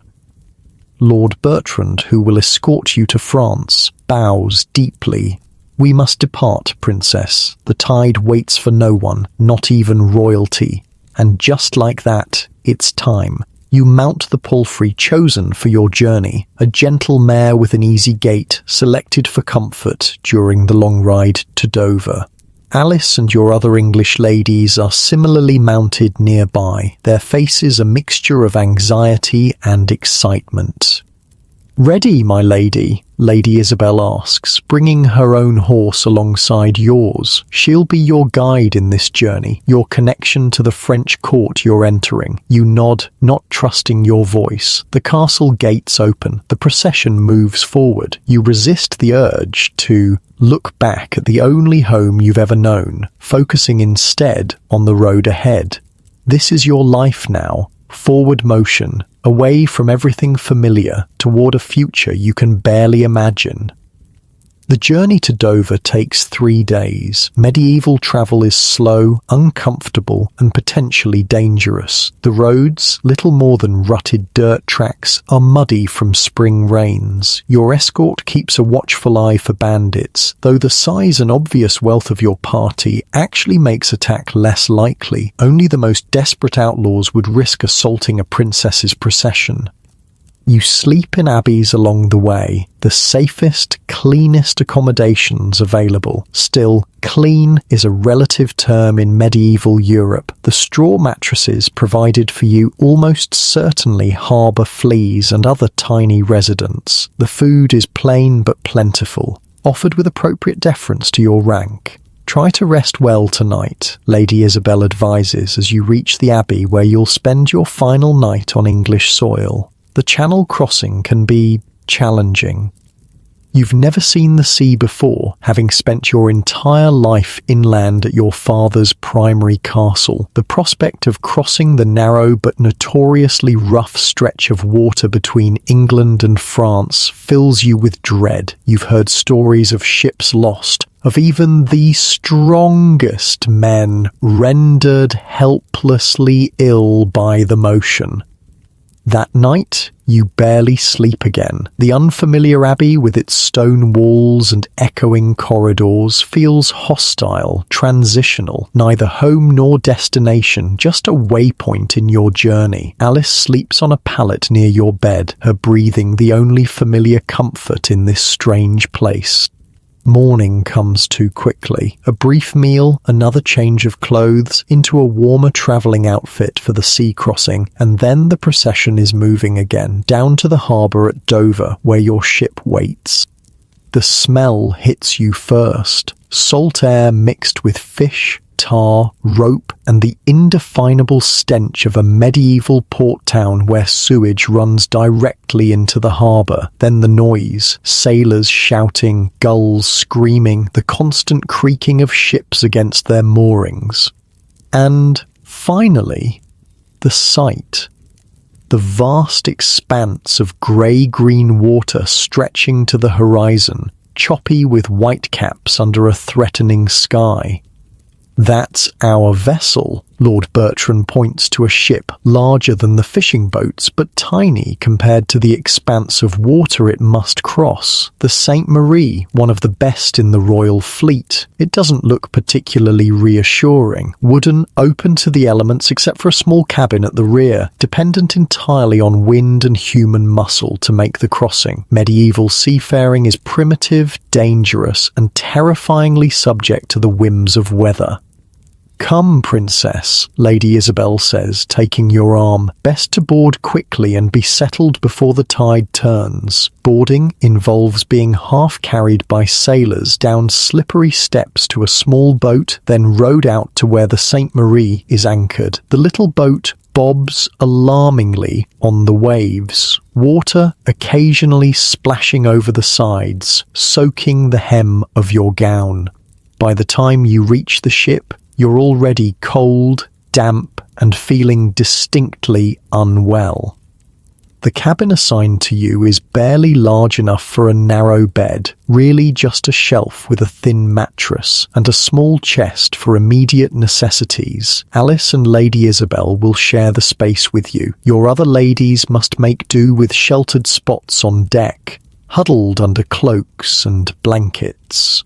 The crossing usually takes about half a day with favourable winds, Lady Isabel explains, helping you settle on the bed. Try to sleep if you can. It's easier that way.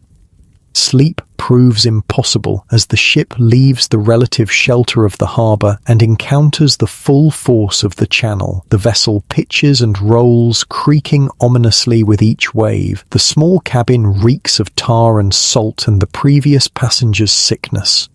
Within an hour, you're violently ill, as are most of the women in your party. Alice holds your hair back as you retch miserably into a bucket, too sick to feel embarrassed. Lady Isabel, surprisingly, seems unaffected. "I've made this crossing many times," she explains, handing you a cloth dampened with vinegar to wipe your face. "One gets accustomed to it." You can't imagine ever becoming accustomed to this misery. Medieval medicine offers little help for seasickness, just peppermint oil, which you can't keep down anyway, and the dubious comfort of knowing that the journey must eventually end. The crossing takes longer than expected. A storm blows up midway, forcing the captain to adjust course. What should have been half a day stretches into a full day and night of pitching, rolling agony. You slip in and out of consciousness, aware only of the constant motion. The sounds of timbers groaning and sailors shouting instructions above the wind. You find yourself praying, not the formal rote prayers taught by Father Ambrose, but desperate personal pleas for survival. Medieval sea travel kills countless people every year. Ships sink without warning. Bodies are never recovered. You could disappear beneath these grey waves, and the political machinery would simply adjust. Another princess would be found for Prince Philip. Another alliance would be made. But finally, mercifully, the motion changes. The ship steadies somewhat. Voices outside the cabin sound more confident, less urgent. "We're approaching Calais," Lady Isabel announces, opening the cabin door to let in a blast of salt air. "Come, princess, you should be seen on deck as we arrive."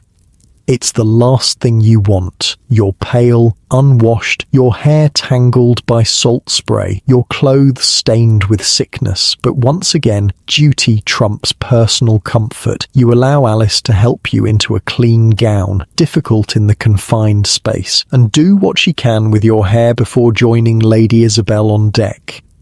The French coastline is visible now, a smudge of grey-green on the horizon that gradually resolves into definite land. Calais harbour comes into view, smaller than Dover but busier, with more ships and an impressive stone fortress guarding the approach. "That's the Château de Calais," Lady Isabel explains, "built by the Count of Boulogne to protect the harbour. We'll stay there tonight before continuing to Paris." Paris, the French royal court, Prince Philip, your future. It all becomes suddenly terrifyingly real as the ship maneuvers into the harbour. This is France. You're no longer under your father's protection, no longer in a land where you speak the primary language, no longer just a princess in waiting. Now you're a wife, a diplomat, a living symbol of alliance between sometimes hostile kingdoms. The welcoming party waiting at the dock is impressive. Local nobles, church officials, a contingent of royal guards in the French king's livery. Banners flutter in the brisk wind, horses stamp impatiently. It's a show of respect for your rank, but also a demonstration of French wealth and power. You're half carried off the ship, still weak from the journey. A litter awaits to transport you to the chateau, a courtesy that makes you pathetically grateful. You don't think your legs would support you for the walk. The Château de Calais is smaller than your father's castle, but more ornate, with elaborate stone carvings decorating its facade. Inside, you're escorted to chambers prepared for your arrival, surprisingly comfortable, with fresh rushes on the floor, a fire already burning in the hearth, and a tub of steaming water waiting. "A bath, thank God," Alice murmurs, already helping you out of your travel-stained clothes. It's a luxury you desperately need after the crossing. Medieval hygiene is minimal at the best of times, and travel makes it worse. The hot water, scented with lavender and rosemary, is heaven against your salt-chafed skin. Alice washes your hair, working out the tangles with patient fingers. Clean, dressed in fresh clothes and fed a light meal of bread and broth, all your stomach can handle after the seasickness. You feel almost human again, but there's no time to truly rest. Barely an hour after your arrival, Lady Isabel informs you that the local nobility await an audience. They've come to pay respects to the new Princess of France, she explains, already selecting appropriate jewellery to complement your gown. It's expected. So, you put on the mask of royalty once more, back straight, head high, expression pleasant but dignified. You enter the chateau's great hall and take your seat in the chair of honour, receiving the bows and curtsies of French nobles whose names you immediately forget in your exhaustion. You speak the formal French phrases Lady Isabel taught you, accepting their welcome, expressing appropriate gratitude for their hospitality. Your accent betrays you as English, of course, but your grammar is correct, your vocabulary appropriate. Small victories. After what feels like hours, but is probably only one, Lady Isabel finally escorts you back to your chambers. You did well, she says, with what sounds like genuine approval. But rest now. The journey to Paris begins tomorrow, and it's much longer than the one from London to Dover. She's not exaggerating. The journey from Calais to Paris takes over a week, travelling through countryside that grows progressively more spring-like as you move south. Unlike in England, where you slept in abbeys, here your party stops at the castles of various nobles along the route. Each night brings another formal welcome, another feast you must attend despite your exhaustion, another round of memorising French names and titles. The travel itself is grueling. Medieval roads are rough at best, impassable at worst. Spring rains have left many sections muddy and rutted. Your litter, carried by 4 strong men who rotate with others throughout the day, jolts and sways uncomfortably. By the 3rd day, your back aches constantly. By the 5th, you've developed sores where your body presses against the wooden frame despite the cushions. We're making good time, Lord Bertrand assures you during one rest stop, as if that's any comfort. We should reach Paris in 3 more days, weather permitting. The weather doesn't permit. A spring storm hits, bringing driving rain that turns the road to mud and forces your party to seek shelter at a manor house, smaller than planned. Accommodations are cramped. You share a bed with Alice and Lady Isabel, all 3 of you still in your damp clothes because there's no privacy to change. At least it's warm, Alice whispers in English, trying to find something positive in the situation. It is warm, surprisingly so. The shared body heat under the woolen blankets creates a cocoon of comfort that reminds you of childhood, of times when illness or cold would prompt your nurses to sleep beside you. There's an intimacy to it that feels alien after years of increasing separation and formality as you grew into your role as princess. Lady Isabel, overhearing the English comment, surprises you by responding in the same language. The French countryside has its charms even in bad weather, she says, though I admit I prefer the comforts of Paris. You speak English? You ask, startled. In all your weeks together, she's insisted on French. Lady Isabel smiles in the darkness. Of course. How else would I understand what you and your ladies whisper when you think I can't comprehend? But don't tell the others. It's a useful advantage. You laugh despite yourself, a genuine laugh, possibly the first since leaving England. There's something reassuring about discovering that Lady Isabel, strict taskmaster and the embodiment of French court expectations, has a touch of the conspirator about her. The storm passes. The journey resumes, and finally, after what feels like months but has been less than 2 weeks, the spires of Paris appear on the horizon. Notre Dame, Lady Isabel points out the massive cathedral rising above the city walls, and there, the palace, your new home. The French royal palace is nothing like your father's primary castle, where the English fortress is solidly defensive, built to withstand attacks. The French palace is designed to impress, to display wealth and sophistication. Its walls are still formidable, but decorated with carvings and statues. Its windows are larger, many fitted with actual glass rather than shutters and oiled parchment.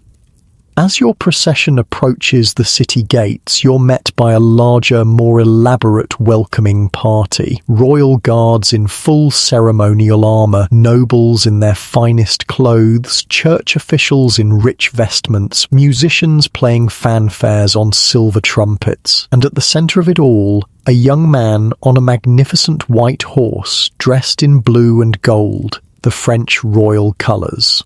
Prince Philip, Lady Isabel confirms quietly, your husband. Your heart hammers painfully against your ribs. This is the moment you've been both dreading and curiously anticipating. Your first glimpse of the man you're already married to, the stranger who will share your bed, your life, possibly your entire future. He's not what you expected. Taller than you imagined, but slender, almost delicate in build, pale, with features that might be called pretty rather than handsome. His hair is light brown, falling in soft waves to his shoulders in the current French fashion. No beard, a contrast to the heavily bearded English nobles you're accustomed to. As your litter is lowered to the ground, Prince Philip dismounts and approaches. You struggle to stand on legs weakened by days of travel, determined to meet your husband for the first time with as much dignity as possible. He stops before you and bows, lower than strictly necessary given his rank. When he straightens, you see his eyes properly for the first time. Blue-grey, intelligent, evaluating you just as you're evaluating him. Princess, he greets you in French. Welcome to Paris. I trust your journey was not too arduous. The formal question, the expected response. Thank you, Your Highness. The journey was long, but well worth the destination. A practiced line, delivered with appropriate modesty. You drop into a curtsy, eyes lowered. When you rise, you're surprised to find Prince Philip still looking at you intently, as if trying to see beyond the formal facade. You must be exhausted, he says, and there's something in his voice, a genuine concern that wasn't there in the ritual greeting. I've arranged for you to have time to rest before the formal welcome feast tonight. It's a small kindness, but unexpected. Medieval royal protocol doesn't typically prioritize comfort over ceremony. Thank you, you say again, and this time it's heartfelt. He offers his arm to escort you through the city gates. It's a symbolic gesture, the prince personally bringing his bride into his domain, but it also provides practical support for your shaky legs. You place your hand lightly on his sleeve, feeling the rich velvet beneath your fingers, and step forward into your new life. Paris in spring is beautiful, even viewed through the haze of exhaustion. The city is larger, busier, more colourful than any you've seen before. People line the streets, craning for a glimpse of their new princess. You smile and wave as you've been taught, maintaining the royal image despite your fatigue. The palace itself is overwhelming, room after room of tapestried walls and painted ceilings, furnished with pieces more delicate and ornate than the sturdy English furniture you're accustomed to. Your new chambers are spacious, bright with spring sunshine through large windows and already prepared with French furnishings interspersed with a few familiar items brought from England. I had them place your English books here, Prince Philip says, gesturing to a small table near the window. Lady Isabel mentioned you enjoy reading. Again, that unexpected thoughtfulness. You look at him with new curiosity. You speak with Lady Isabel about me. A slight flush colours his pale cheeks. I wanted to know something of my bride beyond diplomatic reports. Lady Isabel has been informative. Before you can pursue this intriguing revelation, the necessary separations of court protocol intervene. Prince Philip bows again. Rest, princess. We'll speak more at the feast. And then you're alone with your ladies, the English ones looking as overwhelmed as you feel. The French ones already efficiently unpacking, arranging, preparing for the evening's ceremonies. He seems kind, Alice ventures in English as she helps you out of your travelling clothes and into a loose robe for resting. Yes, you agree cautiously. He does. But medieval royal marriages aren't built on kindness. They're political arrangements designed to benefit kingdoms, not individuals. A prince who notices your books is still a prince who married you for your bloodline and the alliance you represent. A moment of consideration doesn't erase the fundamental transaction at the heart of your relationship.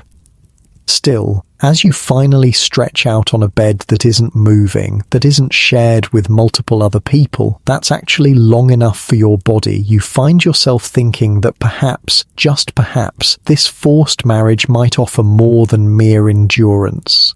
Sleep claims you almost instantly, dreamless and deep after so many days of discomfort and anxiety. When Alice wakes you for the evening feast, you feel more rested than you have since leaving England. The French ladies have laid out your gown for tonight, she says, gesturing to an elaborate creation of deep blue silk trimmed with silver. It's in the French style. Of course it is. You're a French princess now, expected to look the part. Your English clothes, suitable as they were for the journey, will be quietly replaced with French fashions, just as your English habits, English expressions, English self will be gradually overwritten with French versions. The gown is beautiful, if unfamiliar in its cut and weight. The French ladies, whose names you're still struggling to remember, dress you with efficient hands, explaining the differences in how the garment fastens, how the sleeves attach, how the belt sits lower on the hips than you're accustomed to. Your hair is arranged in the French style too, braided and coiled against your head, covered with a veil that's sheerer than English propriety typically allows. Jewels are added, a necklace of sapphires, earrings of pearl, rings for several fingers. The overall effect, when you glimpse yourself in a polished metal mirror, is of someone familiar yet strange. Yourself, but filtered through French expectations. Beautiful, Lady Isabel pronounces, inspecting the final result. The court will be impressed. And Prince Philip, you ask, before you can stop yourself. Lady Isabel's eyes soften slightly. I believe he already is, Princess, but yes, he will be pleased with your appearance tonight. The feast is a blur of introductions, elaborate dishes, music and conversations in rapid French that leave you struggling to keep up despite your years of language training. You're seated beside Prince Philip at the high table with the King of France on his other side. The Queen is absent. Ill, you're told, though whether physically or mentally remains unclear. Prince Philip proves surprisingly helpful, occasionally translating a particularly rapid or idiomatic phrase quietly for your benefit. He seems genuinely concerned that you understand what's happening around you, that you aren't left adrift in the sea of French court life. Tomorrow, he tells you between courses, I'll show you the palace gardens. They're at their best in spring. I'd like that, you reply, and are surprised to realize it's true. After so many days confined in litters and ships and rain-soaked manors, the prospect of gardens in bloom is genuinely appealing, as is the chance to know more about this thoughtful, scholarly prince who notices your books and translates difficult phrases. But beneath the pleasant conversation, the beautiful surroundings, the seemingly kind attentions of your new husband, an undercurrent of anxiety persists. Tonight, after the feast, comes the true consummation of your marriage, the physical union that seals the political alliance. The beginning of what medieval society views as your primary purpose, producing heirs for France. You're 13 years old, you've been instructed in the basics of what will happen, primarily by Alice, since your mother's advice was limited to "it passes," but instruction is not experience. The unknown looms, simultaneously frightening and unavoidable.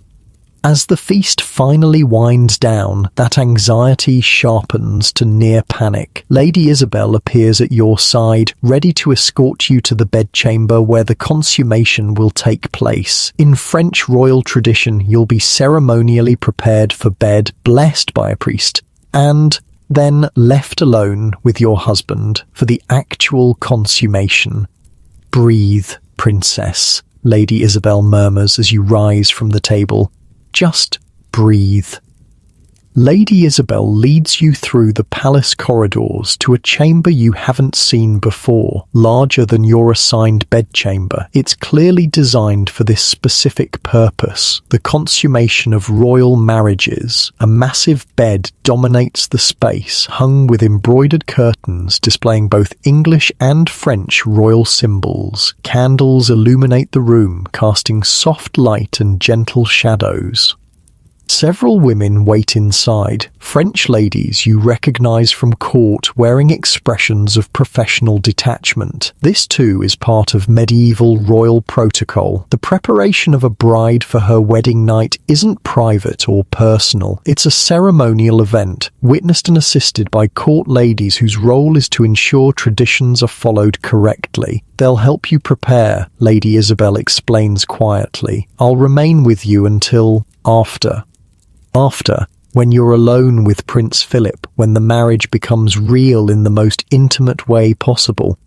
The French ladies begin the ritual undressing, removing the elaborate court gown, the jewellery, the headdress. Layer by layer, your armour of formality is stripped away. You're acutely conscious of your body, still childishly thin in some places, newly curved in others. The awkward in-between state of early adolescence, not yet the fully formed woman these ladies expect you to become overnight. You're dressed in a special nightgown, white linen, finer than any you've worn before, embroidered with symbols of fertility and blessed by a priest. Your hair is unbound and brushed until it shines, falling loose around your shoulders. Rosewater is dabbed at your wrists, your throat, behind your ears. Throughout it all, you remain silent, retreating into the quiet space inside your mind where you've always found refuge from the demands of your role. Your body is being prepared as a vessel for dynastic ambitions, for the children who will cement the alliance between England and France. But your thoughts remain your own. A knock at the door. The priest enters, an elderly man with kind eyes that crinkle at the corners. He speaks the traditional blessing, invoking divine favour on the marriage bed, on the union of bodies that will produce the next generation of royalty. The French ladies curtsy deeply as he makes the sign of the cross over the bed, over you. Then it's time. The ladies withdraw, closing the door softly behind them. Only Lady Isabel remains, seated discreetly in a corner where she can witness without intruding. Because witnesses are required, medieval royal marriages must be consummated with proof to prevent later claims of non-consummation that could invalidate the union. You sit on the edge of the massive bed, hands folded in your lap, trying to remember to breathe. The silk coverlet is cool beneath your fingers. The pillows are plumped and ready, embroidered with more symbols of fertility, pomegranates, rabbits, intertwined vines. Another knock. The door opens again. Prince Philip enters, dressed in a simple robe, his hair loose around his shoulders. He looks as nervous as you feel, his slender hands fidgeting with the belt of his robe. "Princess," he says, his voice softer than at the feast. How are you feeling?" The question surprises you. It's not part of the formal script you expected. "I'm well, Your Highness," you respond automatically. He approaches the bed slowly, as if trying not to startle you. "Philip," he says. "Please call me Philip, at least when we're private." Private is a relative term with Lady Isabel still in the room, but you understand what he means. A small step toward familiarity in this most unfamiliar situation. "Philip," you repeat, the name strange on your tongue after months of referring to him only by his title. He sits beside you, leaving careful space between your bodies. "I know this is difficult," he says, his voice barely above a whisper. "You're very young, and we're strangers to each other." You nod, not trusting yourself to speak. I want you to know, he continues, his eyes meeting yours directly, that I understand my duty, but I have no wish to cause you pain or fear. We have many years ahead of us. There's no need to rush. It's so unexpected, this gentle consideration, that tears spring to your eyes before you can stop them. Medieval princesses aren't supposed to cry. It's a weakness, an indulgence. But the accumulated strain of the journey, the strangeness of your situation, and now this unexpected kindness break through your careful composure. Philip looks alarmed at your tears, clearly unsure how to respond. After a moment's hesitation, he reaches out and takes your hand. His fingers are cool and smooth against yours. A scholar's hands, not a warrior's. Maybe we could just talk for tonight, he suggests, glancing toward Lady Isabel, who watches impassively from her corner. Get to know each other a little.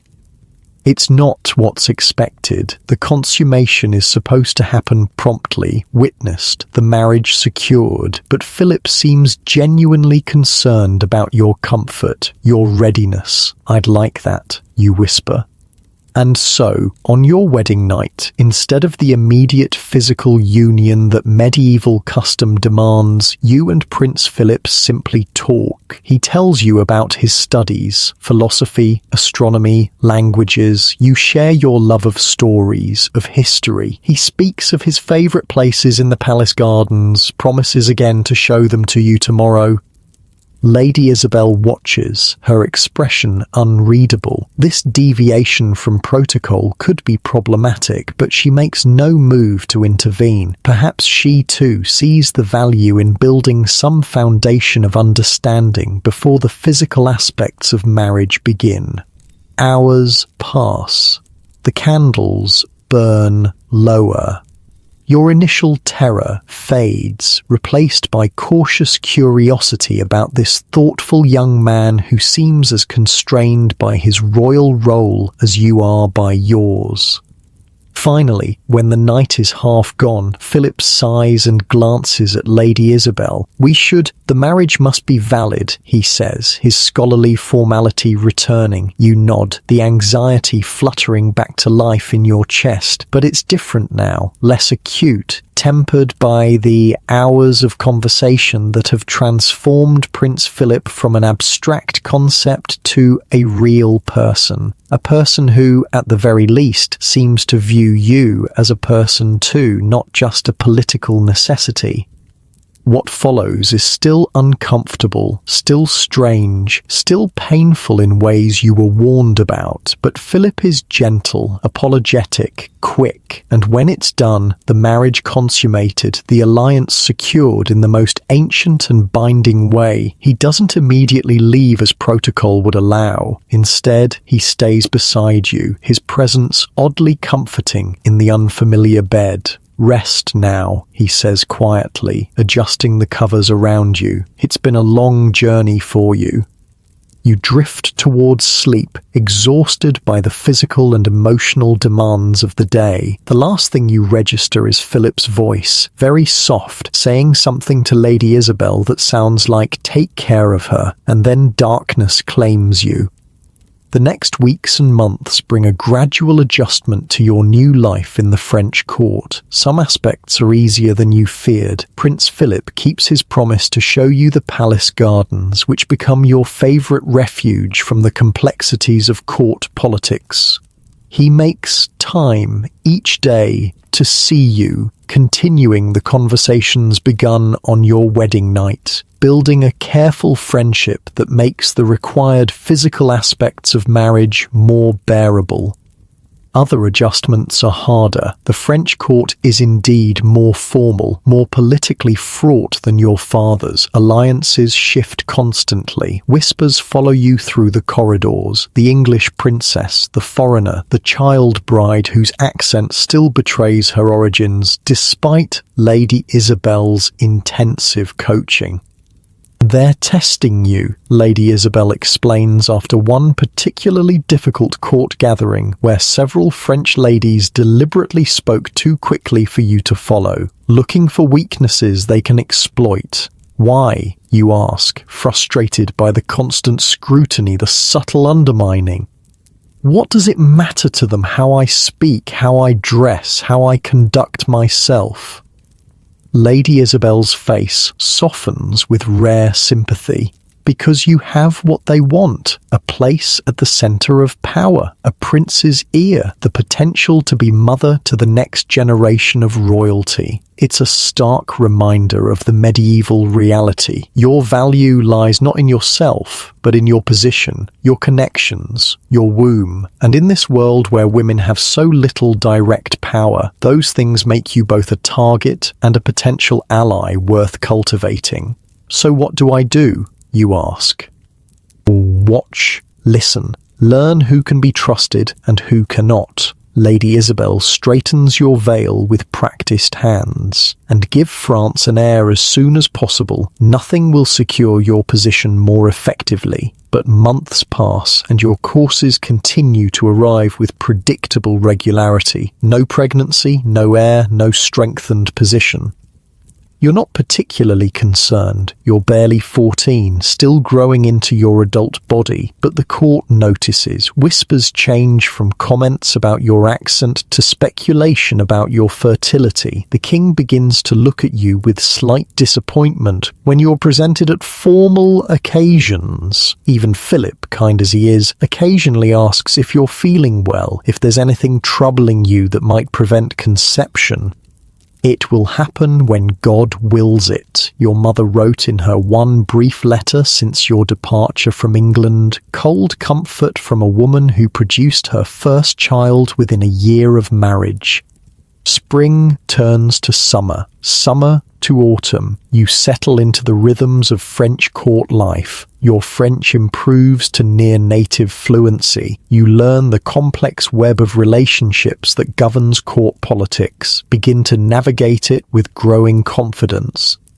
You find unexpected allies, a few French ladies who prove less hostile than others, an elderly countess who takes a grandmotherly interest in your education, even the king's personal chaplain who admires your devotion during religious services.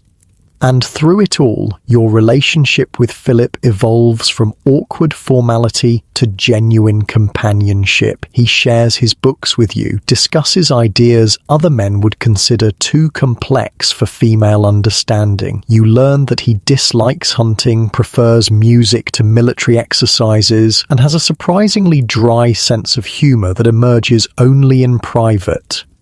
"You're not what I expected," he confesses one evening as you sit together in your private chambers, a rare moment of true privacy with all attendants dismissed. "What did you expect?" you ask, curious about the image he had formed of his English bride. "Someone more—" He hesitates, searching for the word. "Conventional, perhaps. Someone who would accept without questioning." "And that's not me?" You're not sure whether to be pleased or worried by this assessment. Philip smiles, the genuine smile that transforms his scholarly features. "No, it's not. You have thoughts of your own, opinions, questions. It's refreshing. Refreshing. Not appropriate, not proper, not suitable, just refreshing. It's perhaps the greatest compliment you've received since coming to France." Winter arrives, bringing new challenges. The palace, for all its grandeur, is cold. Tapestries and carpets can only do so much against the bitter wind that finds every crack in the stone walls. You fall ill with a fever that leaves you weak and shaking for days, attended by the royal physician whose remedies, bleeding, purging, strange-smelling poultices, seem to make you worse rather than better. Philip visits daily, despite the risk of contagion, bringing books to read aloud when your own eyes are too tired to focus on the pages. It's during your recovery, as you lie propped up on pillows, listening to his voice shape the words of ancient philosophers, that you realize something has changed between you. Not love, perhaps. Medieval royal marriages rarely involve that convenient emotion, but something like affection. a genuine care for each other's well-being that transcends political necessity. And then, as spring returns to Paris, bringing the first fragile blossoms to the palace gardens, your courses fail to arrive. Once, then twice. The royal physician confirms what your body has already told you. You're with child. The alliance will have its heir. The news transforms your position at court overnight. The king smiles warmly when you're presented at formal gatherings. The previously hostile French ladies suddenly find reasons to seek your company, offer advice, express concern for your health. Philip looks at you with a mixture of pride and worry that you find unexpectedly touching. "Are you afraid?" he asks privately when the initial flurry of congratulations has passed. You consider lying, presenting the brave face expected of a royal woman facing the dangerous territory of childbirth, but the concern in his eyes deserves honesty. "Yes," you admit, "I am." He takes your hand, a gesture that has become familiar over the months of your marriage. "I've arranged for the best midwives in France," he says, "and I've sent for a physician from Italy who specializes in difficult births." It's more consideration than most medieval husbands would show. Most would simply assume that childbirth is women's business, a mysterious process best left to midwives and God's will. Philip's practical efforts to ensure your safety touch you deeply. Your pregnancy progresses through spring and summer, your body changing in ways both fascinating and alarming. The royal physician monitors you closely, as does Lady Isabel, whose role has evolved from strict taskmaster to something almost like a friend. "You're doing well," she assures you after each examination. "The child grows strong." But beneath the reassurances, you're acutely aware of the dangers. You've seen it in your own family. Women who died bringing new life into the world, children who survived only days or hours, the terrible grief that follows such losses. Medieval childbirth is a battlefield where women fight alone, armed only with faith and the accumulated wisdom of generations of midwives. In the autumn, as your time approaches, you're moved to the Queen's chambers, the traditional birthing room for royal women. The space is prepared according to ancient customs, windows covered to prevent harmful air from entering, floors strewn with fresh herbs, thought to prevent infection, religious relics positioned around the bed for spiritual protection. The labour begins on a cool September morning, your waters breaking suddenly as you walk in the private garden with Lady Isabel. The pain follows quickly, stronger than you imagined, more relentless. You're helped to the birthing chamber, where the midwives and female attendants are already gathering. Men, including Philip, are excluded, childbirth being considered exclusively women's domain in medieval Europe. What follows is a battle unlike any you could have prepared for. Hours of pain that rises and falls like ocean waves, growing more intense as the day progresses into evening. The midwives offer herbal concoctions to ease the pain, to speed the birth. They position and reposition your body to help the child's passage. They pray over you, invoking saints associated with safe delivery. Through it all, Lady Isabel remains at your side, holding your hand, wiping your brow, whispering encouragement when your strength falters. This, too, is unexpected. This fierce support from a woman who began as your instructor in French ways and has somehow become your defender, your ally. Night falls. The pain intensifies. The midwives exchange worried glances as your labour extends beyond what's considered normal. You catch fragments of their whispered conversations, concerns about your youth, your size, the position of the child. "The Italian physician," Lady Isabel demands. "Bring him now." There's resistance. Men aren't traditionally allowed in the birthing chamber, but Lady Isabel's authority, backed by Prince Philip's prior instructions, prevails. The Italian doctor arrives, washing his hands thoroughly in wine before examining you, an unusual practice that raises eyebrows among the traditional midwives. The child is turned wrong, he announces after his examination. It must be repositioned or neither mother nor infant will survive.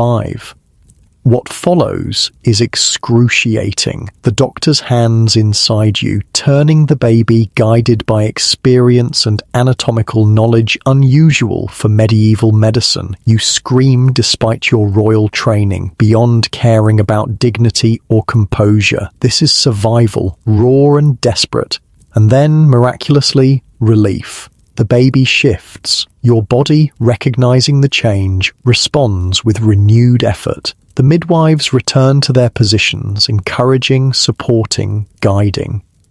"Push, princess," Lady Isabel urges, her composed facade cracking to show genuine fear and hope beneath. "Push now. With the last of your strength, you obey." There's a final, tearing pain, and then the midwife's triumphant cry, "A boy, a healthy boy, the heir, the living embodiment of the alliance between England and France, the child who, God willing, will one day unite the interests of both kingdoms." You collapse against the sweat-soaked pillows, barely conscious as the midwives clean the baby, wrap him in fine linen, place him briefly on your chest before whisking him away to be properly bathed and presented to his father. "You did well," Lady Isabel tells you, her voice uncharacteristically gentle. "Rest now, the hard part is over." But it isn't, quite. Medieval childbirth dangers extend beyond the actual delivery. Infection, bleeding, milk fever all claim countless new mothers in the days and weeks after birth. You're confined to the birthing chamber for the traditional month of lying in, attended by midwives and physicians who monitor you for signs of complications. The baby, officially named Henri after his paternal grandfather, the king, is brought to you for feeding several times each day. Against custom, you insist on nursing him yourself rather than immediately engaging a wet nurse. It's a small rebellion against court protocol, but one Philip supports after consulting with the Italian physician who believes a mother's milk provides the best chance for infant survival. These quiet moments with your son become precious islands of peace in the otherwise strictly regulated routine of medieval royal motherhood. When you hold him, feeling his small weight against your chest, watching his perfect fingers curl and uncurl, you understand something medieval philosophy never taught you, that love isn't just a philosophical concept or a religious duty. It's this fierce, protective connection that transcends politics, duty, even the circumstances of his conception. Philip visits daily, watching with scholarly curiosity as you nurse the child, occasionally asking questions about the process that make Lady Isabel purse her lips in disapproval. His interest in his son is genuine, if somewhat detached. Medieval fathers, particularly royal ones, typically maintained distance from infants, becoming more involved as children grew old enough for formal education. "He has your eyes," Philip observes one afternoon, studying the baby's face with the same concentration he brings to astronomical charts. "But my mother's chin, I think." It's an unexpected observation from a medieval husband, this acknowledgement of your contribution to the child beyond simply carrying and delivering him. Most would see the son as a continuation of the paternal line only, the mother a necessary but ultimately unimportant vessel. "What do you wish for him?" you ask, curious about Philip's vision for this child who represents so much politically. Philip considers the question seriously, as he does all questions. That he be wiser than his grandfather, he finally says, so quietly that only you can hear. That he rule with intellect rather than might. It's a revealing answer, a glimpse of Philip's own complex relationship with his father, the warrior king who has always seemed somewhat bemused by his scholarly second son, and it's a trust, this honest answer shared only with you.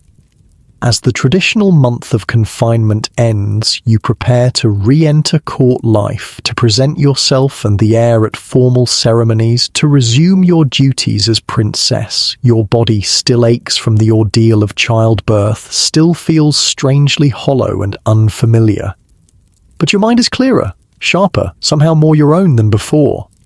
Something has changed, not just physically, but in your understanding of your place in this world that treats women as political commodities. You've survived the most dangerous journey a medieval woman can undertake. You've produced the heir that secures your position. You've fulfilled the primary duty of a royal wife. And in doing so, you've gained a measure of freedom, not the complete autonomy a modern woman might expect, but significant space within the constraints of medieval royal life. Freedom to establish your own household routines, freedom to select additional ladies who share your interests, freedom to pursue the intellectual curiosities Philip has encouraged.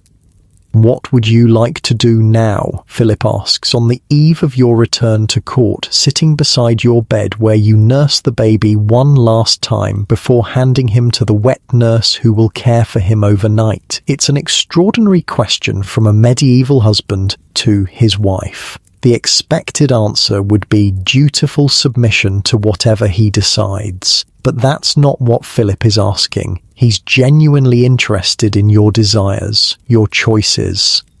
I'd like to learn more, you say after a moment's thought, about astronomy, about philosophy, about the things you study. Philip looks surprised, then pleased. I can arrange for tutors, books, and I'd like to establish a proper library, you continue, the idea taking shape as you speak.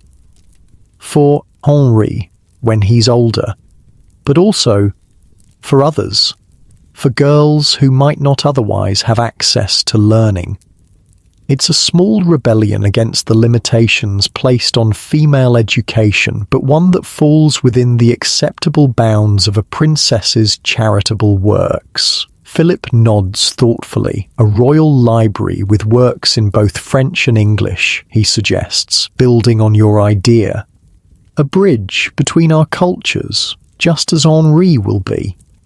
Just as you are, he doesn't say, but the implication is clear. You too serve as a living bridge between kingdoms, not just a political token, not just a vessel for heirs, but an active participant in creating understanding between different worlds. In that moment, something shifts in your relationship with Philip. Not romantic love as modern people might understand it, but a partnership of minds that transcends the political arrangement of your marriage. A recognition of each other as individuals with thoughts and ambitions beyond your prescribed roles. As you drift towards sleep, your body healing, your mind full of plans for the library that will become your legacy, you realize that you've found something unexpected in this life that was forced upon you. Not perfect happiness. Medieval life offers few guarantees of that, especially for women. But purpose, meaning, agency within constraints. You've survived the dangerous journey from English princess to French wife and mother. You've navigated court politics, language barriers, physical trials, and emerged stronger, clearer about who you are beyond the titles and expectations. The medieval princess's life is never truly her own, but within the gilded cage, you've carved out space for yourself, space to think, to learn, to influence the next generation through your son and through the library that will bear your name long after you're gone. It's not a fairy tale ending. There will still be court politics to navigate, still the expectation of producing more children, still the fundamental inequalities of medieval society. But it's a beginning of a life that belongs at least partially to you, not just to the kingdoms you connect. As sleep claims you, you find yourself thinking of your mother's ring, still hidden beneath your gloves most days, the tangible link to generations of women who came before you, who also found ways to preserve something of themselves within the constraints of their times. You're one of them now, not just a pawn in the great game of medieval politics, but a player with limited yet real moves available to you. A woman navigating the narrow path between duty and selfhood, between what's expected and what's possible. And somehow that knowledge makes the heavy tapestried bed feel warmer, the strange French palace feel a little more like home, the future stretch before you, not just as obligation, but as possibility. Sleep comes gently, wrapping around you like the softest of blankets, carrying you toward dreams where libraries grow, knowledge spreads, and princesses write their own stories within the margins of history, and perhaps as you drift deeper into that peaceful darkness, you might find yourself sinking deeper into your own bed, centuries away from medieval constraints, free to dream of all the possibilities that women after you would gradually, painfully win.